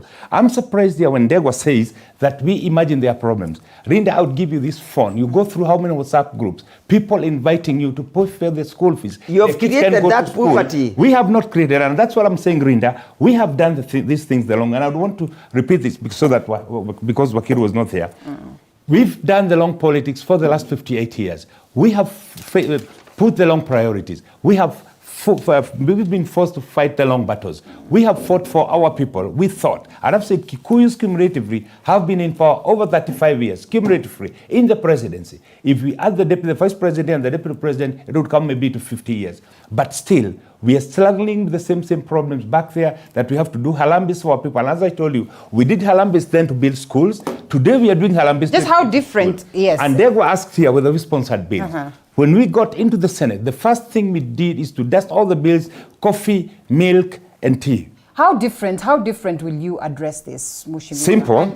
Let me expound it further by saying that, if you ask the other questions, the other Kenyans, they'll tell you they have been marginalized. They will tell you that if there's a region that has benefited out of the leadership that has been there previously, then is the Mount Kenya region. And therefore, even as you speak as Kenya Kwanza, there's this tendency of people speaking of what they will bring to the mountain, and others what will bring to Mlembe Nation, and others what they will take to Kambani region, and others what will be taken to the Kalenjin region. And then you ask yourself, with this very conversation that are so specific to regions, how then do we achieve some of these? Linda, I've lived for over 20 years in Germany. And I can tell you, what has made Germany prosper is this regionalism. If you go to Bavaria, that's the south of Germany, they have a culture that's been there in place for so many years.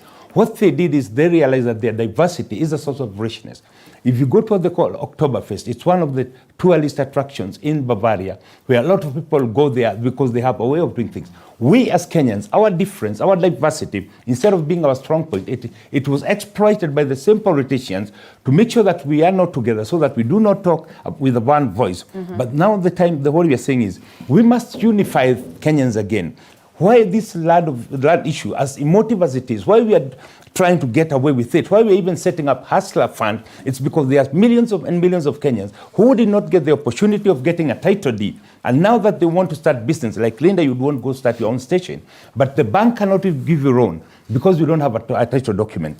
We are saying, ICDC, that's what it was doing. Why don't we go back to the same concept? We say, Rinda comes with a proposal, we look at that proposal and we say, yes, this is something that we can walk away with. Because we believe that, we believe that everybody in this country must have an opportunity, regardless whether you were born with a golden or a silver spoon, or you were born up there in the bush. We must create a level playing ground, and this is what we are doing. Here's about the bills that we've set. I can tell you, I was the first person to bring a motion in the Senate that we must make it mandatory that the Kenya Highways Authority, as they are constructing the roads, they must also put up toilet facilities so that we do not see our parents, our kids, hating the bush to go and relieve themselves, because it is inhuman. And that we're doing it 58 years after independence, it is not acceptable. But we are mentioning Singapore, we are mentioning China, we're mentioning Germany, and we're also mentioning the colonial masters who we would confidently say we're in this trouble because of adapting to their way of life, adapting to some of the things that they brought to us. So to imagine then again, we would wish to adapt the style of Germany, adapt the style of Singapore, and address our very own homegrown problems, or perhaps develop our very own homegrown solutions. Don't you think is a little bit absurd? It is not a we have tried that with the Constitution. It is not a question of adopting, Linda. Yes, it's not a question of adopting. Just coping? What we are saying is, if someone has a wheel, we do not need to rediscover the wheel. Okay. A discovery of the wheel was done elsewhere. It's working for us. Why should we go and try to discover it again? We are saying things that have been working. Then we did not have things working because we had different social setup. The social fabric that held us together was cut in the middle by the white men. Now what we are doing, we came even to the language that we're using now. We came even to the education system that we're having now. And that's why you see now, going back to the CBC, it's actually a good attempt to tell Kenyans, let's train somebody who's not focused to just becoming an engineer, but once done with the education, you can become anything because you've been shown the art of doing things. That is the whole idea. And I think that it's not too late to get fixed this. We can still do it, but we must relook at the whole life from a totally different lens. This lane that we've been learning on, the track that we've been on, it is the long track. And that's why you see we have been able, tribalism has become one of the biggest enmities. It is our diversity that should unleash us. Let's start embracing that they are Kambas, they are Kikuyus. Let's start embracing their culture, enjoying it, even have cultural festivals where people would move inland, what you call local tourism, to go and enjoy that culture like they do in Germany, like they do in Scotland. But you know, I have spoken to the people of Germany, especially upon the exit of Angela Merkel, and there was that general feel that really nothing has been done. In fact, most of them will tell you that they're not in the best of space. Well, if nobody is in the best of space in the world right now, but we know Germany is one of the strongest economy, and looking at where it was in 1945 at the Second World War, it was able to dust up Russia and become a very, very strong power as it is today. Why? Because they were able to instill one thing. Remember, when they were told to tag all the things made in Germany so that nobody could buy the German product because of the neo-Nazis, they made sure that their product was so high that once you bought a made in Germany, you would always go back to it. And we as Kenyans must also establish something that is strong to us. Our diversity is something that we can learn away with.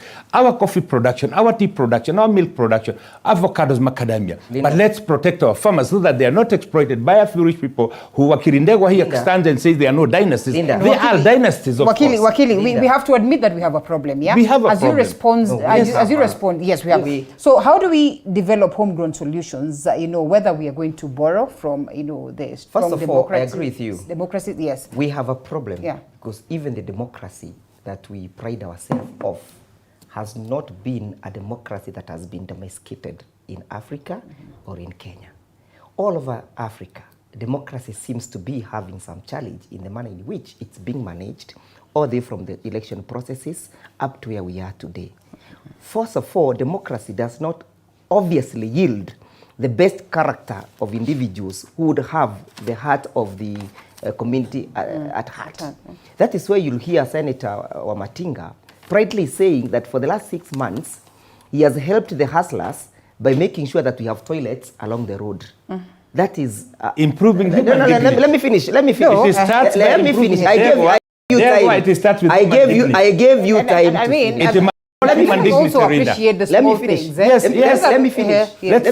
Let's set small milestones, enjoy them, celebrate them, but start with human dignity. Allocate public money to go and start constructing roads, toilets along Thika. Linda, is there any... Let me finish. Not a necessity. Let me finish. It is not a necessity. Let me finish.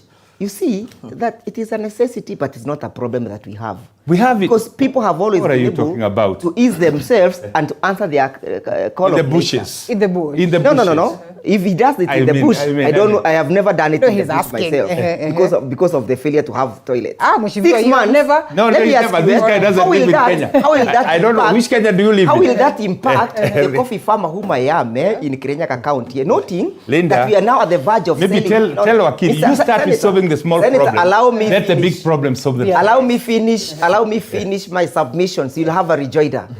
I'll even make it. You will even have a rejoinder to back. You'll have a rejoinder to back and justify his toilet. All right, cut to chase. Now, my argument is this: in Mount Kenya region, we are now at the time we are selling the coffee that we harvested between the month of October, November, and December.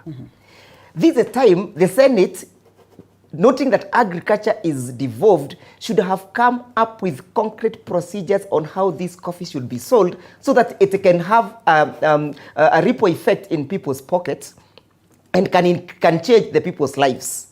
Now, he's telling me 6 months down the line, we are just taking this coffee to the auction.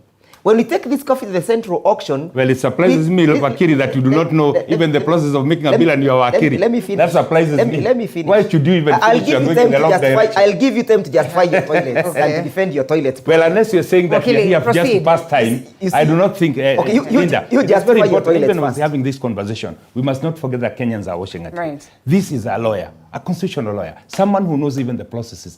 The lifetime of making a bill in the Senate or in the Parliament, he knows it can't be 6 months. He knows that. And now when he comes and tells us that the coffee that we are... let me tell you, Linda, these are things that are actually very sad. Someone who's been to school and saying that seeing a daughter and a mother and a father hate a bush, trying to help small bushes to relieve themselves. That is not the problem that of a human being. And what we are saying, we know that this world Open defecation is one of the things that we're supposed to fight, even before the media millennium goals. He knows that. And we must win that battle, Linda. It is so embarrassing to see when people full of a bus, a school bus, they are old women, they are young mothers, they are young girls, young boys, and they have to hit a bush somewhere, and they are trying to hide a small... Enough justification. Let us acknowledge enough justification. When a lawyer comes and says here, in front of Kenyans, that it is not okay. Fair enough. When we have priorities, while we have priorities, he has made his case. This is the long breed of the lawyers we have in this country. Fair enough. He has made his case for the toilet. That is why. No, Dean. That is why we have people like this. And they cannot see those in hiding. The Senator, you have made up your case for the toilet. You have justified the toilet project. That we have priorities and there are things that we need to address. That's what I'm saying. Also, development should be balanced somehow, because then we cannot halt everything else to focus on the priorities. Let us acknowledge that. Let Nureen answer, but remember, I never finished my submission. Yes. You see, truth of the matter is whether he sponsored what he says he sponsored or whatever someone sponsors doesn't, it's okay. But we need to elevate this discussion beyond laboratories. Yes. Because if you ask me, for example, I would want to know what he thinks about Treasury saying they would want to amend the law and seek to privatize parastatals without the power for Parliament to actually agree. Yes. I would like to know what he thinks about that. That is exactly what we are talking about, a new discussion. Thank you, Wakil. That's the argument. No, it's because the argument for the toilet was embarrassing. That's why we are moving on to another. There's nothing that is embarrassing. We must talk about the problem. The argument for the toilet was a bit embarrassing. You see, what is big? If you are realistic. You don't even understand your functions. The function of a senator is not to do toilets. Hold it. It is to represent the counties. I think there were people learn from. Proceed. Sometimes it becomes very childish. The other issue is, you see, Parliament as it is, like we had a discussion the other time I was here, and I told you this Parliament has time to change the notion of being a conveyor belt. They still have time to actually check the government, because you see, most of the time those who are now in the governing coalition, some forget that oversight is still part and parcel of your duties. So there are issues that we need to talk about. For example, the consumer rights in this country. Yesterday I was viewing a horrendous story from your sister channel about contraband goods. I really want to understand what our Parliament thinks about that, for example. The other issue we have, now we have farmers who are talking about, they have produce. We have 10 million bags of of maize that are meant to hit the market. So what happens to this farmer that has been plowing and has been planting his maize or her maize and doesn't know where to take them after that, once these 10 million bags hit the market? Some are saying that the farmers are adamant that they want more money, or they're playing hardball, or they're being used. But you see, you have to protect your farmer as well. You have to protect that Kenyan farmer. Because if we flood, for example, our economy or our market with goods from outside, we've seen that we have maize, milk that is coming in now from other countries. What happens to the common farmer? That's exactly the point now, the government that is in place had a manifesto, and I read the manifesto for both coalitions and plus the others. Their manifesto on agriculture and protecting the farmer was quite broad. Now, I would want to see that implemented, because if it's not implemented, then believe you me, the farmer that you voted for you believing that you change their life has been duped. Because at the end of the day, if we can't even feed our own selves, and we're talking about how we want to change from where we are into a growing economy, an economy where if you look at IMF is saying Ethiopia and Angola are soon going to pass our economies. So you ask yourselves, where are we going as a country? This is why I keep saying, you see, Parliament needs to understand it is a very important body, arm of government in this country. Because at the end of the day, if you become a conveyor belt, then you have lost us. Because you are my voice. My issue is, this government has been in office for a while now. 140 something days. I would want Parliament to insist on public participation in things that the government is pushing. For example, the matter on GMO. If we look at Kenyans and we say, I'm not growing breasts, I'm not growing beards or whatever, and we leave the conversation at that, for example, and Kenyans don't understand what GMO is about, don't understand the ripple effects, don't understand what it means and you look at our healthcare system, it doesn't favor the poor. Where is Parliament? That is my issue. So, for example, I'm saying those who are closer to the government need to make them understand that in as much as they were told, do not find it in yourself to castigate your own government. They should advise it, since castigation has been told not to do. I should advise it on matters policy, so that they don't have a situation where they end up doing wrong things and later realize that the masses are angry, and we see someone somewhere is actually planning on how to use their failures to rebrand, which if they are not careful, he will rebrand. And we'll be coming to that, yes. So at the end of the day, what I'm saying is Parliament, and you know, I've always had an issue with Parliament. I've always had an issue with it because I feel most of the time it's like it's dead. The ones that were there were captured. They were captured, they ran away, then they were recaptured. This Parliament still has time to run away from the claws of the executive. Whether they do that is a matter of wait and see. But if they do, and if, for example, Treasury gets its way and amends the law and finds they can sell parastatals without the approval, then we might as well use the recall clause in the Constitution and recall most members of Parliament. Allow us to take a short break and come back on that very note. Is the executive that bad that you do not want for Parliament to perhaps work in tandem with them, much as the Constitution allows for, you know, that aspect of complement, you know, across the arms of government? After this break, Wakili. Okay.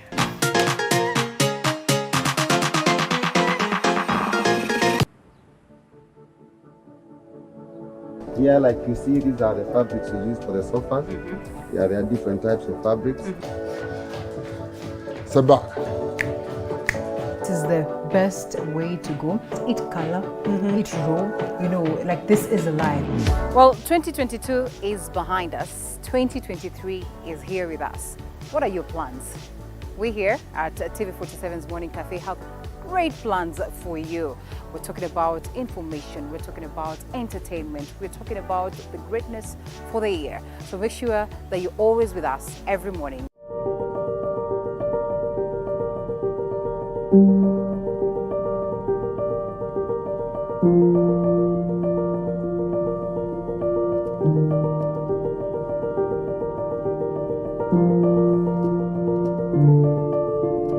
Kwa muonekano wao hauwezi ukajua waliopitia.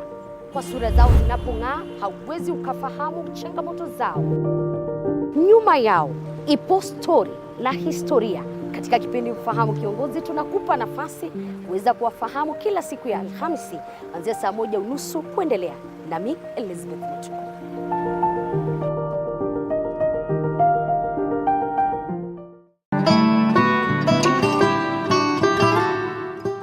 Your health matters, and Body Garage is here to guide you on it. Someone's, after using the medication, the virus number of the HIV in someone's body will start to go. My medication, wherever I go, I must make sure I'm committed to my medication.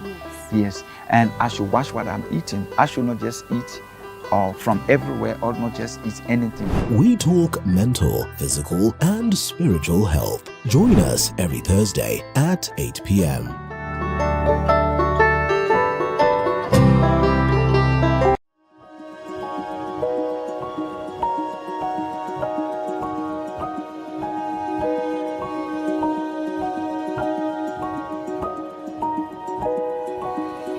Lover of farming? Well, Kilimo Diaries is your home for different farming ventures, crops, animals, and so much more. Every Sunday,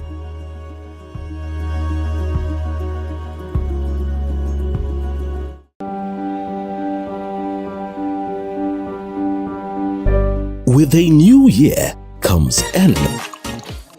We're back, Wakili, and I think on the very important matter, we'll definitely delve deep into understanding, first of all, the functions of Parliament, which, you know, one would want to assume it is well known. And even as Nordin speaks of public participation, just how much is the public aware of some of this? Allow us to remind the viewers of who you are.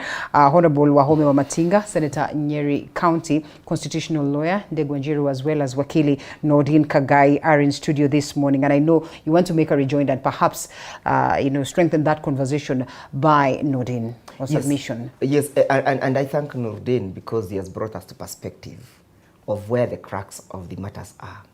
And I have always made submissions or arguments that we must have a parliament that has realized itself and a parliament that is ready to actualize itself. Because the parliament that we have, as well captured by Nordin in the submissions, it's a parliament that has been captured by the executive.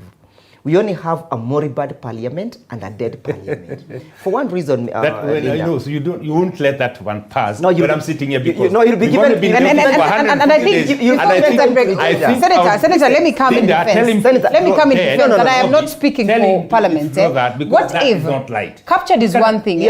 Captured is one thing. But what if the executive has that goodwill? What if the executive then is presenting? Let me ask you one thing. People? How goodwill? Just how bad is the executive? How goodwill has the illegitimate executive?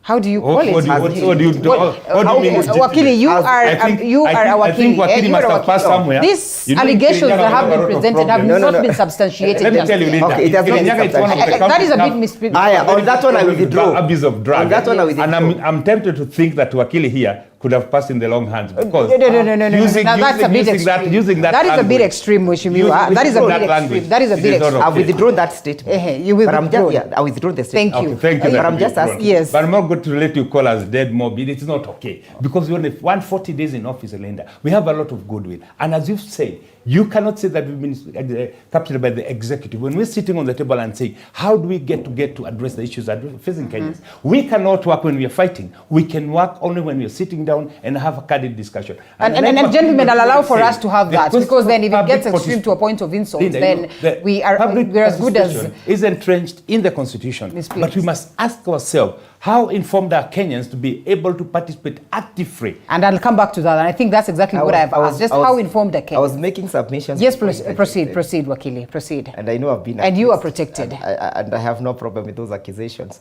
I'm only saying this. The day we'll have parliament that realizes itself and wants to work for this country will not even be bothered by the kind of the executive that we have. Why? Because the executive will be always at the check of parliament. Currently, and Nuruddin has highlighted several issues. And the most troubling issue is the issue that today all the parastatus will be privatized. We have not been told the reason why we are doing the privatization of these parastatus. We have not been told who is ready to do the acquisition of these parastatus. And we have not been told whether the people have actually been involved in the process of the participation. Parliament being the people's representation, which they have negated because of their inability to appreciate that they are supposed to represent. Now that's they are just letting it pass. You are hating you know, ordinarily what would have happened in a democratic process and in a parliament that has recognized its role, they would have said, come on, stop on this. Let us go back to the electorates who elected us into parliament. Let them ask them whether they want us to do the privatization of the parastatals that we have. Now the tragedy is this, Linda, as I finish my summation. To the extent that parliament is not able to offer oversight, and you can see what the executive has been doing. The executive has gone poaching all members of parliament so that it can become a big praise and worship parliament. Is it so? Yes. It's in the best interest to have, you know. Yes, it's not in the best interest. It is not in the best interest. The best interest of the executive. It is in the best interest of the executive. And we have seen how difficult it has been for others to govern when they have a hung parliament. And therefore... It's a tragedy. Yeah. Why do you want to have a yes parliament? Why don't you want parliament to audit and question the functions of the executive?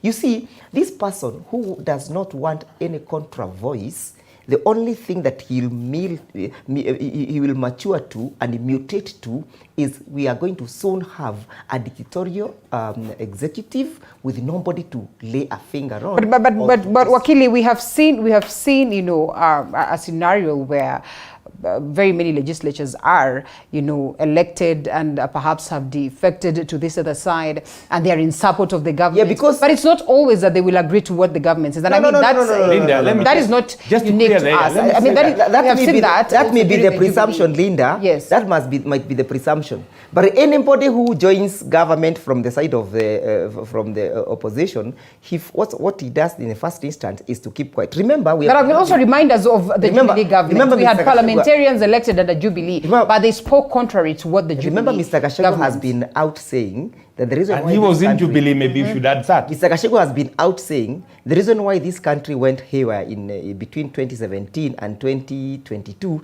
is because the executive went to bed with the alleged opposition, right? Now, the alleged opposition was supposed to do oversight and checks and balances in parliament. Today, what the executive has done, they have not gone for the handshake with the principles of these coalitions. What they have done, they have mobilized the members of those coalitions that are supposed to be checking on them to support them. Okay. So in any sense, the executive has not done an express handshake with the coalition of the Azimio, but indirectly they have done a handshake with the Azimio because they have taken all their members of parliament. Well, it's unfortunate, but you see, the reality is that the reason why perhaps I am not countering what it is that Wakili is saying when he says that maybe parliamentarians are really not clear to what it is that they're supposed to do is because I have seen some of them come on set and acknowledge that, well, somehow there's that interference by the executive. And even in the previous reign, that was so common on set. It got me a little bit disturbed to hear members of parliament as well, like the president then asking, what are we supposed to do when we speak against the government, then we are whipped or we are de-whipped, so to speak. Then you ask yourself, how can you trust these parliamentarians to understand their roles, their functions, and to deliver for that matter? Let me, Linda, start by saying this. I'm the chair of the energy in the Senate. And when IPLA said that they're going to increase power tariffs, the first thing I did is to say, that's not going to happen. We are going to do public participation. And that's the question, and why I liked what Kirinodin's insight is that we must inform our people that there is no law in this country that can be effected without them actively having participated. I was hoping that when we come to this conversation, the new discussion, the conversation that the current discussion I was talking about, is now saying, how do we go out there, Rinda, and start informing Kenyans that they have a lot of power in the participation, that they can say no and nothing will happen. The sale of public assets, it cannot happen without public participation. We as legislatures, we are saying it loud and clear. We are not going to watch somebody mess up with this country. And I said, and I'll repeat it again, for the benefit of the Wanjeru. You might need to trust, Senator, there are some of just us, for a second, Linda, yes. there are some of us who've gone up here the hard way, and we don't fear losing anything. When I smile, to collect him, just to finish, to collect him what Gachagua said, because he's been my friend for many years, and I can tell you, what he said, he was in the Jubilee government, and when things started going south, he said, this is not the battle to fight. I can tell you the priorities we have on the table right now. I'm reading the campaign against coffee and tea and milk, and we've started the battle, the second line battle, making sure that we illicit brews that are finishing our young people get out of the market. And those are things that we're saying, this is the new battlefront that we must fight. With different strategies, contrary to what we've had before, because these are battles that we've put I'm coming here as an individual and saying, I have a mandate from my people. Go and represent us. As much as you're saying our job is oversight, go and put laws and act in place so that our product, agriculture is a devolved function. But we know the formation of coffee marketing boards is done by the national government. We're saying it can continue. So this is under the executive order that was accorded. I have the executive order and I have the mandate from my people. Okay. Where I feel that the executive order goes to the contrary to the feelings of my people and me personally, Linda, I'll start up and say, this one is we are not going to do. And how then do we expect the public, maybe allow me to ask Nudin this, that it's fine to lobby on behalf of your people, it is fine to go out there and look for goodies for your people and bring them home. But also we do not run away from these key functions that are accorded to these very offices. How then can we convince the people that, the members of parliament are supposed to do this when they are now taking up other roles, and then it gets a little bit confused, and perhaps then they'll come to them and say, can you give us money and all that. Then they come back and say that the Senate has not been accorded any funds. Perhaps you need to accord us some more funds so that at least we can speak to the people and speak to them well. And I think that is a conversation that is on as to whether the Senate should be accorded some certain funds, even as we struggle with NGCDF, and even as members of county assembly are equally saying that beyond legislation, registration, legislation and as well representation and oversight, we need to get some money so that we can fuel the activities of development down. We were with Ndego, I don't know if he remembers, in a certain conversation about amendments to the Constitution. Yes, on KTN. Yes, and for me, I believe the problem as to why Kenyans don't understand the roles members of parliament or senators have to play is because they don't know what the constitution says. That is a problem. And the sad reality is that when most of these fellows campaign, they also don't know the roles they are seeking. That is why when some get into office, they get into a culture shock. Whatever they're expecting is not what they promise the people. Whatever they promise, they cannot deliver because they are above them or below them. Because some roles are for the MC. So at the end of the day, a lot of civic education matters constitution has to be done. There is a committee in the parliament that is meant to do civic education. I don't know if that is ever done, because if we can be honest, if we live out here and take a walk and we ask Kenyans if you've ever seen a physical copy of the constitution, most will say no. Forget even the digital one. They'll say they've never seen it. They don't even understand what the roles an MP, a senator needs to play. And that is a sad reality, because most of the political class do not like them knowing, because they will be able to check. When you look at members of parliament, for example, 5 years after being in office, the only thing they come to tell you is, oh, nilifanya even a CDF. That is why I stand for CDF must go away, because it is not part of their role.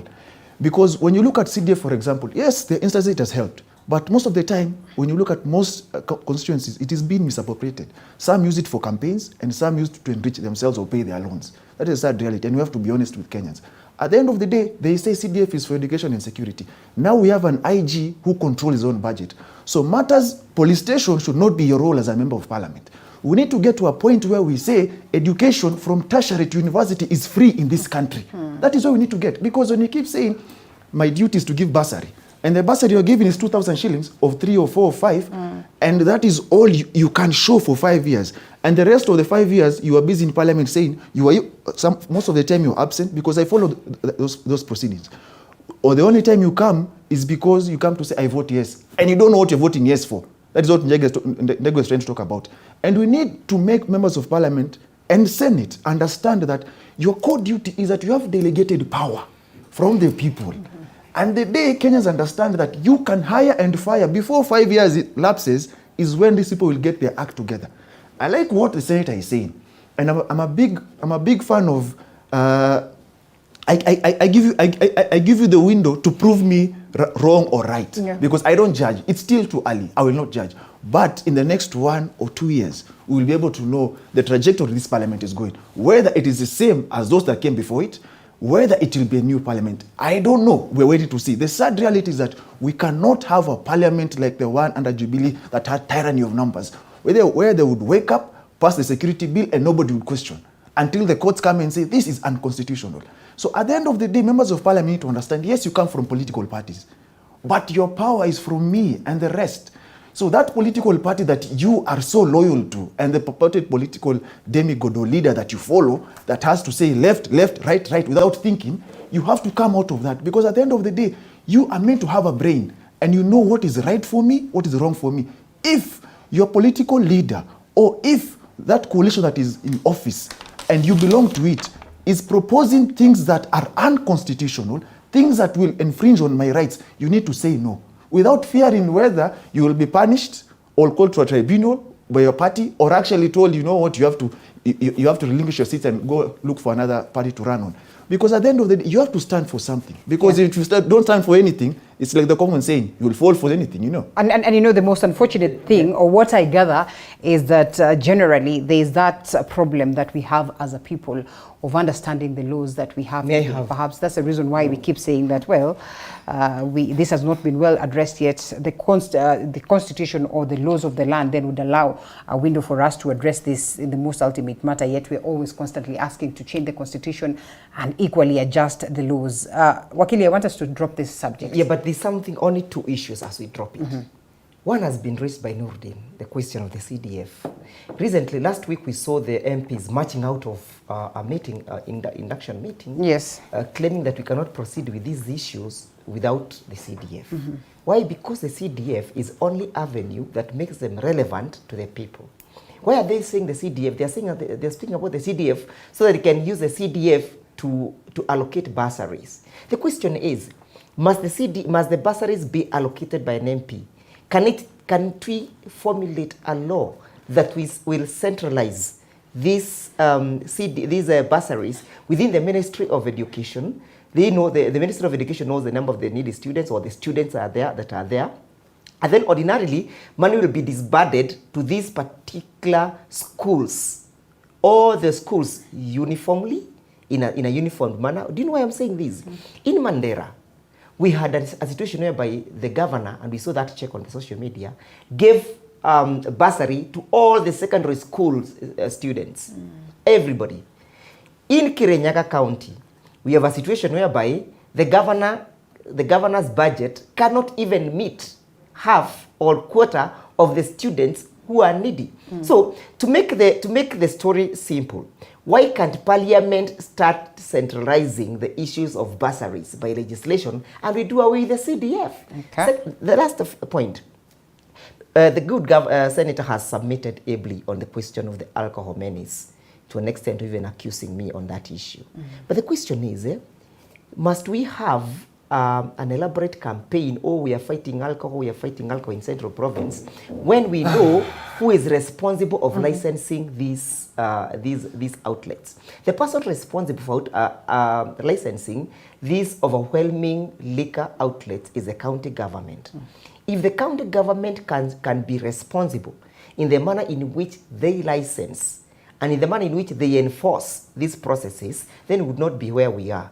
What the good senator should be doing as a person who should be guiding the counties is to ask his county, Nyeri County, how many licenses have you issued? Why have you issued license to X and X is selling illicit brews?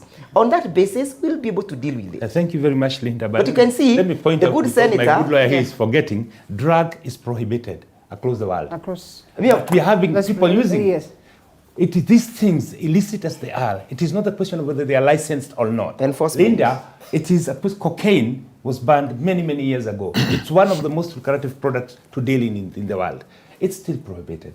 What we need to do... Don't be sophisticated. Speak about the illicit brews. Linda. We need to talk about it in the morning, in the afternoon. I'm challenging you about the licenses. About the participation. Address the licenses. Every minute you have, talk about public participation. And address the licenses. That they have the issue of participation. Senator, don't be evasive. About licensing, it goes through address the issues of licenses. Why have you allowed the county government to license people who are selling illicit brews? It is not even a question that it's sold in the bars. Some of it, cocaine, we don't have that serious problem of cocaine in Mount Kenya region. Illicit. We have the problem of illicit brew. So don't complicate and compound the problem. You take it, the first don't speak about cocaine. First sample. The first sample you're given free. After that, you're hooked on it. And I can tell you, you're not a psychologist. Tell us about the licensing, your function. No, why have you allowed Nyeri County? It becomes very hard to have a why have you allowed? Because you're being evasive. Wakili, let's allow him. He's being evasive. I think Wakili, there is a big challenge arguing with him. It is not. I'm saying, Rinda. But perhaps the biggest problem he asks about. It is not about licensing. It is about that it's being consumed. Why? You'll give a license to a good bar in Karatina, in Nyeri, in Kerugoya, in Kagumo. They're selling good alcohol. Somebody in the back door is manufacturing some illegal stuff. They have no license. How do you get those things? Linda, we talk about it. We must talk and talk and talk and talk about it. Public participation, as Wakili noted in there, I said, we must talk about the people's power in public participation. Talk and talk and talk. He said very good. Not very many Kenyans have seen a hard copy of the Katiba. Let's talk about it, Linda. Every minute you have a free second, mention about what Katiba says about public participation. Let's inform our people that they have the power to change things. They have the power to make things happen. But we can just say, as elitists, assume this post everybody should know. They'll never know unless, Linda, we talk about it. And I'm saying the conversation that I'm hoping that we're going to have moving forward is how, and I said at the beginning, we've been learning on the wrong track. Let's start to do things differently, Linda. Let's start having a candid conversation. Where did the lane start beating us? It is not about them against us. It is about we as a country. A problem anywhere in the country is a problem everywhere in this country. Let's allow us have a rematch on this, Wakili, perhaps 6 months from now, and question Mheshimiwa and how far they would have gone on this very matter. Well, the approach could be different, but eventually we want to see the results. Therefore, 6 months down the line, we're going to have a rematch in relation to this. But the elephant in the room, and perhaps the most inconsequential bit to start from, is Jeremiah Kioni says that today people are having conversations with within themselves. 10 of us are asking ourselves, na wewe ulipiga kura huko, and then everybody is wondering. Perhaps just to confirm, that... What did he say? It was Jeremiah. That is Jeremiah Kion. What did he say exactly? He says, you know, today in groups, the conversation is that, you know, about 10 people you'll find them asking themselves about the 9th August presidential election as to whether they really voted for, and especially in Central Region, whether they really voted for, you know, the president or the Right Honorable Raila Odinga. And there's that feel that really... clearly there was a problem, and maybe to confirm what it is that they are alleging, and maybe to expound it even further, is that they say, if you'd look at the country, or you'd look at the country then, upon that declaration, there was not much of celebration as to the coming in of this, you know, government. And equally, there was an essence of peace, perhaps a moment of confusion. Is this something to be used, you know, legally to substantiate the allegations that this side of Azimio is making? First and foremost, you know, politicians will say anything to whip up masses and be relevant. But some of these things can be used in the court of law, yes, right? To and then either... Number two, Azimio didn't get their way at the Supreme Court, all right? But that doesn't mean they can't discuss what they feel was an injustice to them, which is allowed. That is why the law gives you the freedom to assemble, to demonstrate, to picket. And they're actually using the law to do whatever they are doing. And whether it yields any results is a matter of wait and see. On Sunday, they'll be in Kibra again.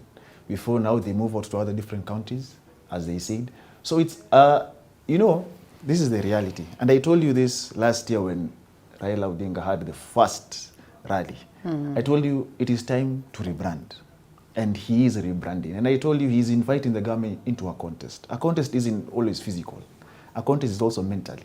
So if you fall into a trap, then he wins the contest, all right? And he's using issues that policies the government wants to implement as a battlefront. For example, when you talk about the taxes, as it is, if we have to be honest with one another, life is hard as it is. And when the government says everybody has to pay taxes, that is right, that is correct. But when taxes become too punitive, then it stops being, it stops making reason. And so you see, they're using that as a battlefront. Number two, they're using GMO as a battlefront. But at the end of the day, whatever covers this, all this is the IEBC issue, because we have to fill vacancies. Parliament has amended the law to actually change how a selection panel has to come into place. The different numbers allocated to the Parliamentary Commission, to the to PSC, to the LSK, and what have you. Because now we are moving towards the constitution of a new IEBC as you wait for Irene Masit's decision, which some say it's already there, it's just written, the ink is drying up. So at the end of the day, all this is based on filling those 7 positions, or 6 if Irene Masit is left off the hook. So how we feel this commission is a matter that I hold dearly, because at the end of the day, if we fail again and we end up putting those who will run the IEBC courtesy of proximity to me, or who will actually help me to win an election, that is what Azimio is alleging, then I assure you that in 2027, we'll have another section of commissioners saying, you know what, we do not accept these results, or some who will have run away like Akombe did, or God forbid, lose another staff or another commission. So at the end of the day, I believe all this is based on the reconstitution of IEBC. And how we deal with that is very important. Because if, again, we fail and do not look at integrity, you see, for IEBC to actually work, you know, people are talking about IEBC doesn't have funds on the right time, blah, blah, blah, political interference. The issue is the integrity threshold. If these rumors we're hearing, the results are being auctioned, both sides saying, this side said, you know what, you offered a bribe. The other side saying, you know what, he asked for a bribe. That tells you someone is lying to us. And out of this, both ends, one is saying the truth. And at the end of the day, if elections are being auctioned, and you know, you just ask, you just have to look at the election petitions filed in court. Not forget even the presidency, from the MCA level to the MPs to the Senate. There is an issue. But this time around, there aren't as many as they were. And those there, Rinda, it's good to say. Most of them are falling flat. Let me join hands in what Nurdin has said. And on this one, I'm being focused on how and where do we want this country to be. So this is electoral or election I'm looking at the prosperity of this country I'm not looking at the legality or the illegality of the current administration. Because this administration can fall now. If it doesn't fall now, the time will lapse for it to leave. And we still have another election in the next 4 years. The question is, are we getting value for the investments that we have done in our institutions? And that's why I said, perhaps we need to have a more detailed and deeper conversation that perhaps goes beyond the institutions that we have. And we look at how democracy has been accepted here in Kenya and how it has been implemented in Africa. Because this aspect of democracy, it's not just a jigger in the toe in Kenya. It's a problem in the entire African continent, that people are not able to get the leaders that they want. Their votes are not able to count. And when they count, they get leaders who do not respond to their plight. So in my view, we need to have a more broader conversation, whether it is the high time we start Kenyanizing our democracy, Uganda, they Ugandanize their democracy, Tanzania, they Tanzanianize their democracy, and all countries move on towards domesticating the democracy in a manner that responds to the challenges their people have. Why am I saying this? Because since the inception of the multi-party democracy in this country, 1992, we have been having problems with all the results that are coming. And this is not a problem of Raila Odinga, because Raila Odinga will come and go. William Ruto will come and go. Senator Matinga will come and go. Ndego will come and go. But how are we able to make sure that this thing called democracy responds to us? So in my view, we are being invited to audit the entire constitution, and I'm a big proponent that this constitution must be relooked into clearly by people who are non-partisan. For example, when Raila Odinga says, and he is rightly said so, that you see, wewe Chebukati, ambia watu ulikuwa unakuja kufanya nini kwa nyumba yangu. You say this is an indictment on the part of, not Chebukati, the institution. The institution itself. The institution is a serious indictment on the part of that institution. So my thinking is, we have cast serious doubts on the manner in which not just this election, the 2022 elections, even the previous one were being conducted. And so the question is, if somebody is saying, you were coming to my house, you went to Tuju's house, the other side is saying, you offered bribe, even threatened to kill. So who is speaking the truth? And therefore, when there is that confounded problem and confusion, where are the Kenyans left? Can the Kenyans therefore trust the results that were yielded pursuant to that election? Wakili, you are a sympathizer of the Azimio side, if not a member of the Azimio side. Do you feel that theirs is beyond the 9th August election, that they are keen on electoral justice and posterity? Yes, yes. As opposed to just making it difficult. If you know, if anybody, if you become non-partisan and become quite impartial, and you take and analyze the character of one Mheshimiwa Martha Karua or the character of one Raila Odinga, and see where he has come from and the ideology he has been pushing towards the reforms of this country, you realize that it's not just about him. Because I would want to interject just a second. at that level. Let me finish. But I've spoken about a person who is not biased, a person who is impartial. To me, who's now? I didn't mention you, Senator. I'm just saying this debate requires you to divorce yourself from the political coalition that you support. Okay. So that we can do justice to the subject. In my view, we need electoral justice in this country. Well, Linda, let me And electoral justice does not mean electoral justice reminded us Kenya electoral justice does not mean that Raila Odinga must be declared the winner. Yes. No, that is not the let me first of all start by giving Wakiri nod in here. He said something very good. Raila Odinga has known how to re-engineer himself every time.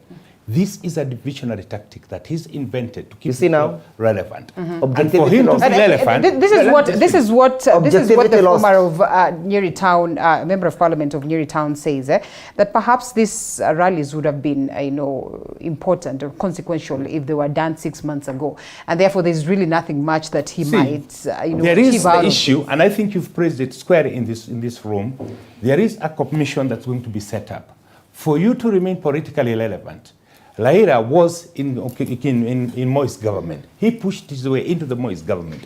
Raila was able to push his way into Kibaki's government. He was able to push his way into Uhuru's government. Do you genuinely think that is the whole idea? He'll be in a position to objectivity lost into this. I would agree to that. Objectivity lost. Mheshimiwa, I would agree to that to this extent. Yes. But I keep asking this question. Yes. Therein, in the Azimio team, are also seasoned politicians. Yes. Like he has mentioned Martha Karua. There is Kalonzo Musyoka who has interest. Yes. There are a couple of other leaders, Jeremiah Kionis of today. Yes. What makes you think they would want to fall on this bait of getting Raila to be propelled to go and benefit on individual basis? Let me tell you, objectivity lost. Take a night outside there, and you know that you've been in a house, and you know you have a warm blanket. You'll actually do anything to get back there. After the marriage that they had with Jubilee, and knowing the privileges and the powers they enjoyed, now he would want to get back there. That aside, why we come up with this composition of the team that's going to put IEBC in office, it's because we are looking at the postality. We are saying this thing is not about Kenya Kwanza, it's not about Azimio, it's about Kenya. And therefore you agree that some of these concerns that are being raised are bringing us to that what was the able to amend the act? Kenyans. And that is what we must all as Kenyans fight for. Leader. It is not about the Raila, it is not about Luto, it is about Kenya. Leader. And Kenya is greater than anybody else. When we look at things from the point of view of Negojero as an Azimio adherent, then we look at Raila as Horiatanthi. I'll tell you, he's maneuvered his way since in every government that's in this country by pushing, by pulling. But this time around, we are saying we are not going to let it happen. Raila aside. May I ask one question as Nurdin proceeds? He is trying to justify the amendment of the IEBC Act in the manner in which the commission shall be constituted and who shall participate in the process of the selection panel, right? Yes. So my question is, whenever you want to amend the law, you first of all look at whether that law has previously been effective and it has addressed the issue that the mischief you want to address effectively. So the question is, what was wrong with the previous composition of that panel so that then it may so be desirous that we now need to reconstitute statutorily the manner in which we constitute that body. In my view, the reason why we are keen on reconstituting that organ that is supposed to do the selection of the commissioners is because somebody has vested interest in it. Because the senator should be telling us the memorandum that brought these amendments to the floor of the parliament had highlighted these XYZ as the problems, and had also highlighted XYZ as the solution to the problem that had been previously in place. You see, by doing what? By first of all, laying bare the report that those panels have been doing in Parliament. They audit those reports. They see whether it served the purpose. But to the extent that this thing has been done haphazardly. No, let me collect that one. We have a JLAC committee led by no other people, and we have Professor Ojede, who's a guru in the law. Let me finish. Not anywhere close. You know you took it from him. Not a guru. Mr. Senator, Professor Ojede is a guru in the law. He's starting that. Professor Ojede. Let this guy not demean me. For the sake of the unity of this country, Linda, we must ask this gentleman not to demean me. Not to demean me. I am not here to demean you. I have not asked where you are. No, I'm not demeaning you. I'm just ask him to become objective. Ask him to become objective and not make me the subject of the debate. All right, let's allow. Let's allow. Let's take a walk, but don't demean me. All right, proceed, Linda. So you know, let's take it to a broader perspective. Yeah. Let me pick it up from where he's left. You see, he asked why we had to amend the law. Let me be honest. And this guy is just being Jack instead of answering. Let me be honest with you.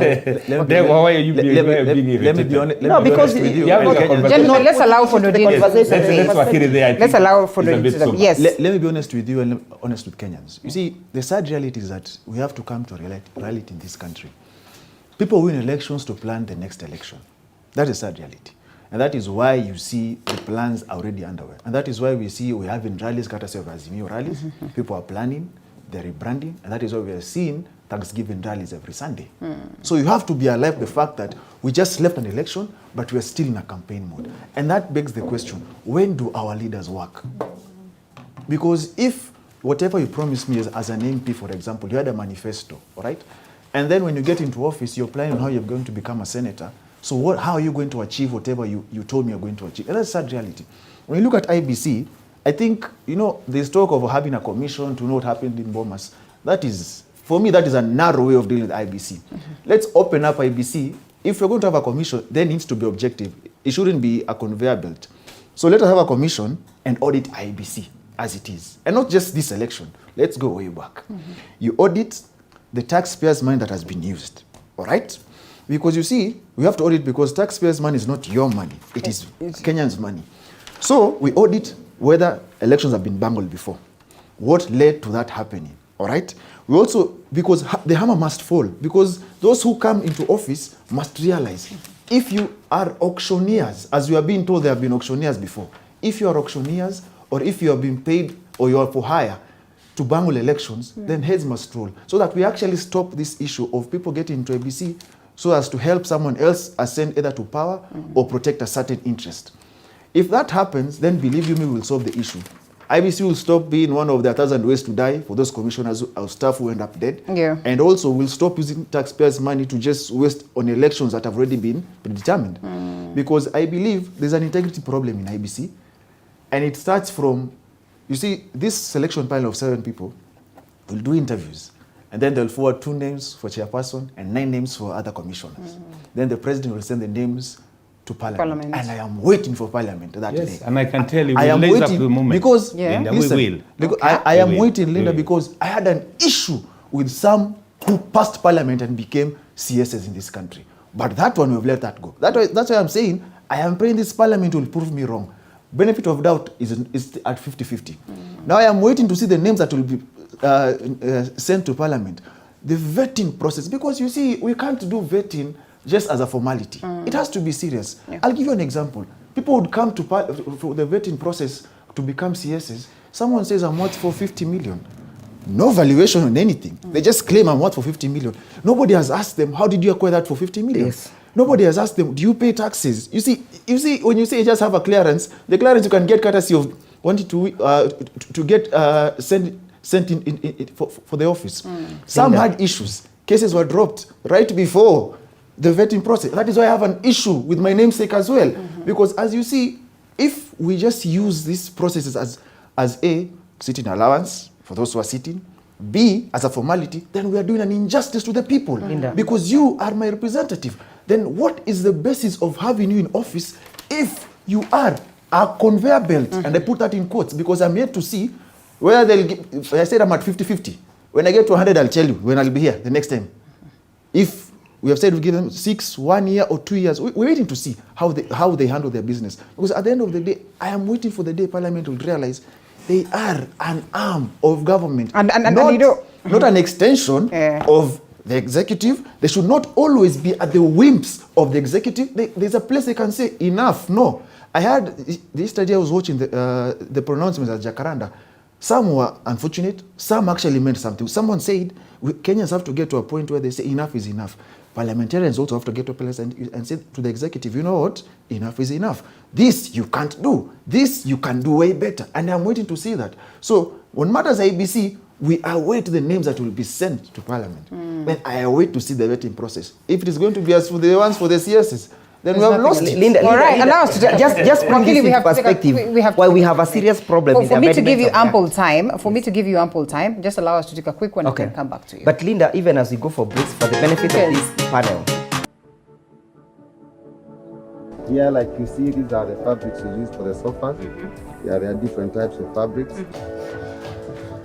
Sabak. It is the best way to go. Eat color, eat raw, like this is alive. Well, 2022 is behind us. 2023 is here with us. What are your plans? We here at TV47's Morning Cafe have great plans for you. We're talking about information, we're talking about entertainment, we're talking about the greatness for the year. So make sure that you're always with us every morning.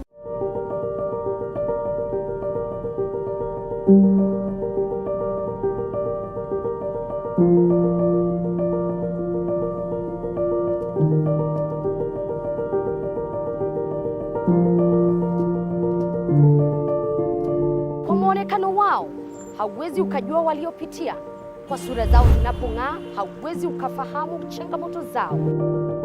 Nyuma yao ipo stori la historia. Katika kipindi Mfahamu Kiongozi, tunakupa nafasi kuweza kuwafahamu kila siku ya Alhamisi kuanzia saa 1:30 kuendelea. Nami Elizabeth Mutu.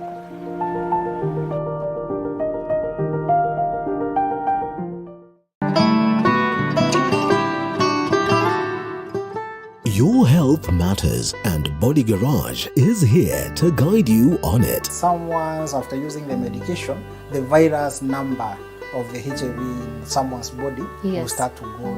My medication, wherever I go, I must make sure I'm committed to my medication. Yes. And I should watch what I'm eating. I should not just eat from everywhere or not just eat anything. We talk mental, physical, and spiritual health. Join us every Thursday at 8 p.m.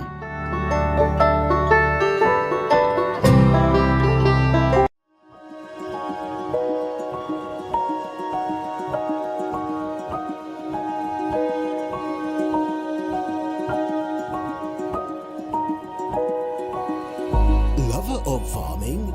Well, Kilimo Diaries is your home for different farming ventures, crops, animals, and so much more. Every Sunday.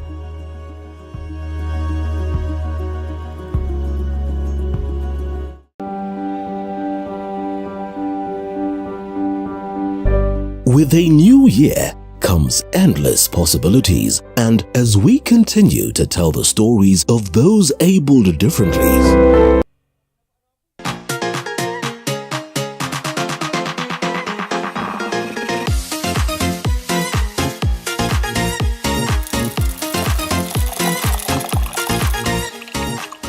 Gentlemen, we are on the last laps of this one, and we have less than 15 minutes to be out of this space. Please, let's create a balance and, perhaps just try and finish with an aspect of objectivity. Yeah? And so, Wakili, we come to you on this very matter. We are from Nordin, and so to you. Yes. You wanted to say something before we... I wanted to say that this matter requires serious objectivity. And I want to address the issue of the amendments by IEBC. These amendments to the IEBC Act will plunge this country into serious problem. Why do you argue so? And how different could we have? And there will never be electoral justice with this kind of composition. It may benefit the current regime, but these amendments are subject to abuse by any regime that comes therein after, be it William Ruto, be it Senator Matinga, be it whoever comes will take the advantage of these amendments. Why? In the amendments, and Kenyans do not know this because they were never involved in the public participation, is that we have two public service commission. You know these two public service, do you know who constitutes the public service commission? Members of parliament. Are you not? Okay, well. They are the ones who constitute the public service commission. Yes. Then you come to religious council. Yeah. This religious council, you can see where the church has two religious councils. No, let me finish. Let me finish. They will have their rejoinder. You know you'll have your rejoinder. You know where the church is. Okay. That there are some individuals who have now become more Christian than other Christians. And they are now trying to I think on Christianity, I did not on religion, I think that one. I have the right. I have the right. Please, you have the right. But I think it's also important. I have the right to own my opinion. It's my opinion. There are people who have projected themselves as the best Christians in this country and as the yardstick. To that extent, they have now won the church. And the church is now with them. And you can see the influence of the church in the elections. That is unfortunate coming from a landed person. We have one public service commission bringing a person into the panel. We have the LSK and we have the political parties liaison committee. You know who constitute the political party liaison committee? So essentially, we'll have how many guys? We'll have brought 6 extra guys who are affiliated in one way or the other to the current administration to reconstitute the IEBC. What will happen, Linda? It will happen that we'll get people who are not independent because you pays the piper. How different an approach do you think would have been? You see, it would have been different because the framers... How? The question is how? That's what I'm answering. Just put it how. First of all, we understand... And who? No, who should not have been, you think? You see, in my view, I cannot pinpoint X or Y or Z. Why? No, composition. The composition? Yes. We have a problem in the manner in which we reconstitute this. Linda, I think the problem is when you ask Ndegwa to answer a question, is becoming quite a do you want to answer? Let me put it this way, to help him out. Let's allow him a minute. Just a minute of interjection. Let him answer. Public Service Commission in the Parliament has both sides of the Parliament, so that he understands that. We have people from the Azimio and from this other side. Having said that, then he knows that's the composition. What is the numerical composition? Okay. Well, of course, the majority will always carry the day. Yes. So now when you say that these are the people owned by the government, it's not true. It could even come out that the person picked this from the other side. And I think, I want us to be truthful and realistic on this one. It's Kenyans who's going to hand these IEBC commissioners. It's Kenyans who are going to be elected or to be selected. They are going to be vetted by this committee, and then they are going to come to Parliament. What I'm saying, Linda, and that's the question I was hoping that we would answer on this panel, is how do we get ourselves Kenyans with integrity? The election process in this Kenya starts at the polling station. The beauty about it, the Supreme Court has pronounced itself twice now, that the process from the polling station, once it's closed, it's closed. There is nothing that you can change from there. If I go do my campaign at the ward level, at the polling station level, get 5 votes, there is no way you're going to alter those 5 votes once the form has been documented. But if tangible concerns are raised, like the way the Azimio team is raising concerns, and perhaps they go to levels of substantiating this, don't you think, Linda, then... This is divisional tactics. Let me tell you, we campaigned very hard. Why people are that they could not see that coming. They got the information from chiefs, from the administration, who are saying what the government wanted to hear. But on the ground, I can tell you, people were so defranchised. They did not want anything to do with Azimio. Deva could tell you here, out of every 10 Kenyans you'd go to in Mount Kenya region, they were saying, no way. We've been pushed so hard and we are not. And those who said yes only did so to safeguard themselves. And that, I think that's important. We face it that way. Okay, gentlemen, I am glad that at least we are summing it up. Ndegwa, you've not answered my question on who. Because I allowed him to answer, and he has not even given justice. And you just have to make it very brief because we have less than 8 minutes here. The problem we have in this country is that we created something we call Independent Electoral Commission. We thought that once you take oath of that office, you'll mutate from being a supporter of an individual to becoming that very impartial person for the purposes and the interests of this Kenya. To the extent that Kenyans are not patriotic enough to love their country, even if we bring the Archbishop of the ACK as a chair of this commission, we'll still have problems. Why? Because they are not impartial. You see, to the extent that a commissioner is required to go and cast a vote on the date of the election, or to the extent that a presiding officer in a particular polling station, manning that polling station, is allowed by the law to cast his vote. Remember, when he cast that vote, he has already indicated the kind of the side he supports. And that brings the problem of impartiality, just like having a judge. A judge, a judge who goes and have lunch with one of the litigants. Then you expect that that judge is going to dispense with justice. He has already exhibited high degree of impartiality. So impartiality must first of all be guided by the law. To the extent that none of the Electoral Commission takes a partisan position in that particular Wakili, we have seen people, an individual standing against ills of society successfully. And therefore, therein, in this, commission that we speak of, or anticipated for that matter, then sits the LSK. You are a member, I want to believe so. Yes. You do not have the confidence that this two representative from the LSK will stand to go against the voices of Impartiality. No. I think, remember in my submissions, I never mentioned the LSK. You did. But they are. I mentioned it is there, but I did not group. I said there are 6 individuals who we have serious issues with going to the. And that's what I'm saying. Don't you think LSK will blow that whistle? That one individual. In this country, we have seen the minority overruling the majority. Yeah. Right? So when there is only one LSK individual, the minority can overrule the majority. In the panel, how does he overrule the majority? He cannot. You think, or she cannot? He or she will not. So, okay, well, interesting. As we close, To pick it from him, you know, we have to be honest, like he rightfully said.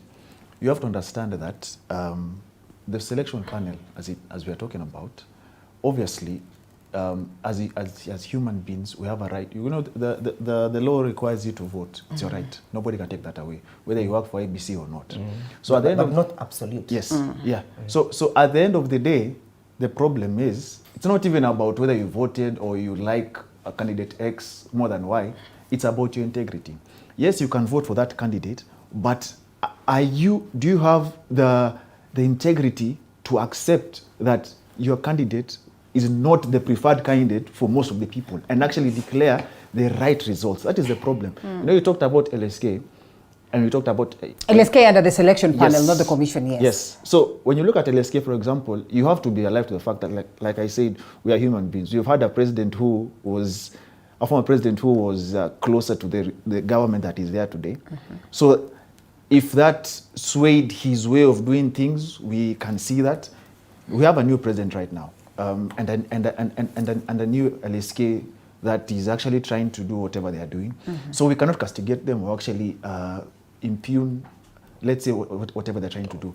But we have to be honest with one another and understand that there is no single person that doesn't like a candidate out there. We all have candidates that we would vote for or actually voted for. So at the end of the day, mine is not about whether you like your candidate or not. Mine is about the integrity threshold. Yes. The integrity that you voted for candidate X or didn't vote at all, but you don't like candidate Y, but they have won. You declare that candidate as a... But the problem becomes now that you become an auctioneer. That is the problem. That's what I'm talking about. You remember a claim that the auctioneering claim is say you have a panel of judges or you have a judge in court because IBC has almost the character of a court. Yes. So it has a character of a court. You know in court, if I go before a justice and perhaps he becomes a judge and I go before him, and he has dealt with me privately, or he has an interest in me, he declares compromise. Yes. And he says, counsel, I am not able to proceed, preside over this matter because I am conflicted. Right? When an IBC official goes and casts a vote for party X, doesn't he become conflicted? No, I don't think so. Interesting. It's a democratic right to have. No, but this is democratic right, and Article 38, and this the good senator must understand. That's why it's a they are not absolute rights. They are not absolute rights. They are rights that are derogable under the Constitution. Elinda. They can be waived. The fact that you have not decided... This is a secret ballot. Yeah, but we're talking about the impartiality. I know. Are you convinced? Are you convinced? Even Kioni never voted. Are you convinced? Kioni has been here and he said he voted. He said he voted. He said he did. You have just acknowledged that this is something that is private. We are dealing with a very and I don't get a vote. Then it meant that I didn't vote for you. Yes. We are dealing with a question of conflict of interest. Will you be conflicted? No. Even in a selection committee for a tender, someone is told, even in a meeting, in a board meeting, perhaps for a company, a director is told, declare your interest. In the IBC processes, nobody is told, declare your interest. No, you are. So that we get to know. No, my friend. You need to acquit yourself. I know you're only 6 months. You are a lawyer and don't misinform Kenyans. You're not... And it's very important that people... Linda, don't let... Then we have to close, There is an oath of office that you sign. You declare and requires... Yes. I don't know why they want to misinform Kenyans. It's not about... Why would you want to misinform Kenyans, my brother? You see, this gentleman does not understand. Dego, we have to close. No. Yes. We are raising very concrete issues, and I want him to respond to that specifically. The question whether or not you'll be conflicted if Chebukati casts his vote, and yet is supposed to be the returning officer for the presidency. That's all what I'm saying. Why is he conflicted? And we also need to know the law speaks and allows for them to proceed and vote for purposes of the people who are watching. He would be conflicted if he went on a campaign and saying, I'm voting for this person. But Linda, if you had to go and vote, and I do not know who you're voting for, you're not conflicted. You may have your preferences. And that's why it's a secret ballot. The idea of secret ballot is a problem does not waive the idea of conflict. I think they want to reform Kenya. Being conflicted is not something that you see and you exhibit on your face, right? Being conflicted is, I know I have an interest in Linda and I'm not declaring that interest, and that interest might induce me or bias me in my judgment. That is the conflict of interest we're talking about. To summarize it, those who are meant to lead the IEBC need to understand that they need to uphold Chapter 6 of the Constitution, that is leadership and integrity. Yes. Because when that is done, then impartiality, as he says, will come into play. Yes. Otherwise, we'll find ourselves 4 years down the line with a section either saying we do not accept that, some who have actually resigned, and that will actually take us back to where we are. That is why I keep saying, for those who are talking about trying to understand what happened in Bomas, that's beyond the point. We need to audit the IEBC as it is from way back. Independently. Yes. Okay. Independently, and not a commission that is set up like what we have there in Maasai. Yes. So that Kenyans can actually own that This process. is already assented to law. Sorry? This is already assented to law. It has been, but it's not absolute. Okay, so there can be a reversal. Because someone has to pay, so that those who come into office will understand that if you joke with taxpayers' money, heads have to roll. If you play around with the lives of the people, heads have to roll. Fair enough. Gentlemen, we have to close. I will not. Allow me to school the good senator for one minute. No. Well, I don't want to be schooled by Degwa. I'll allow you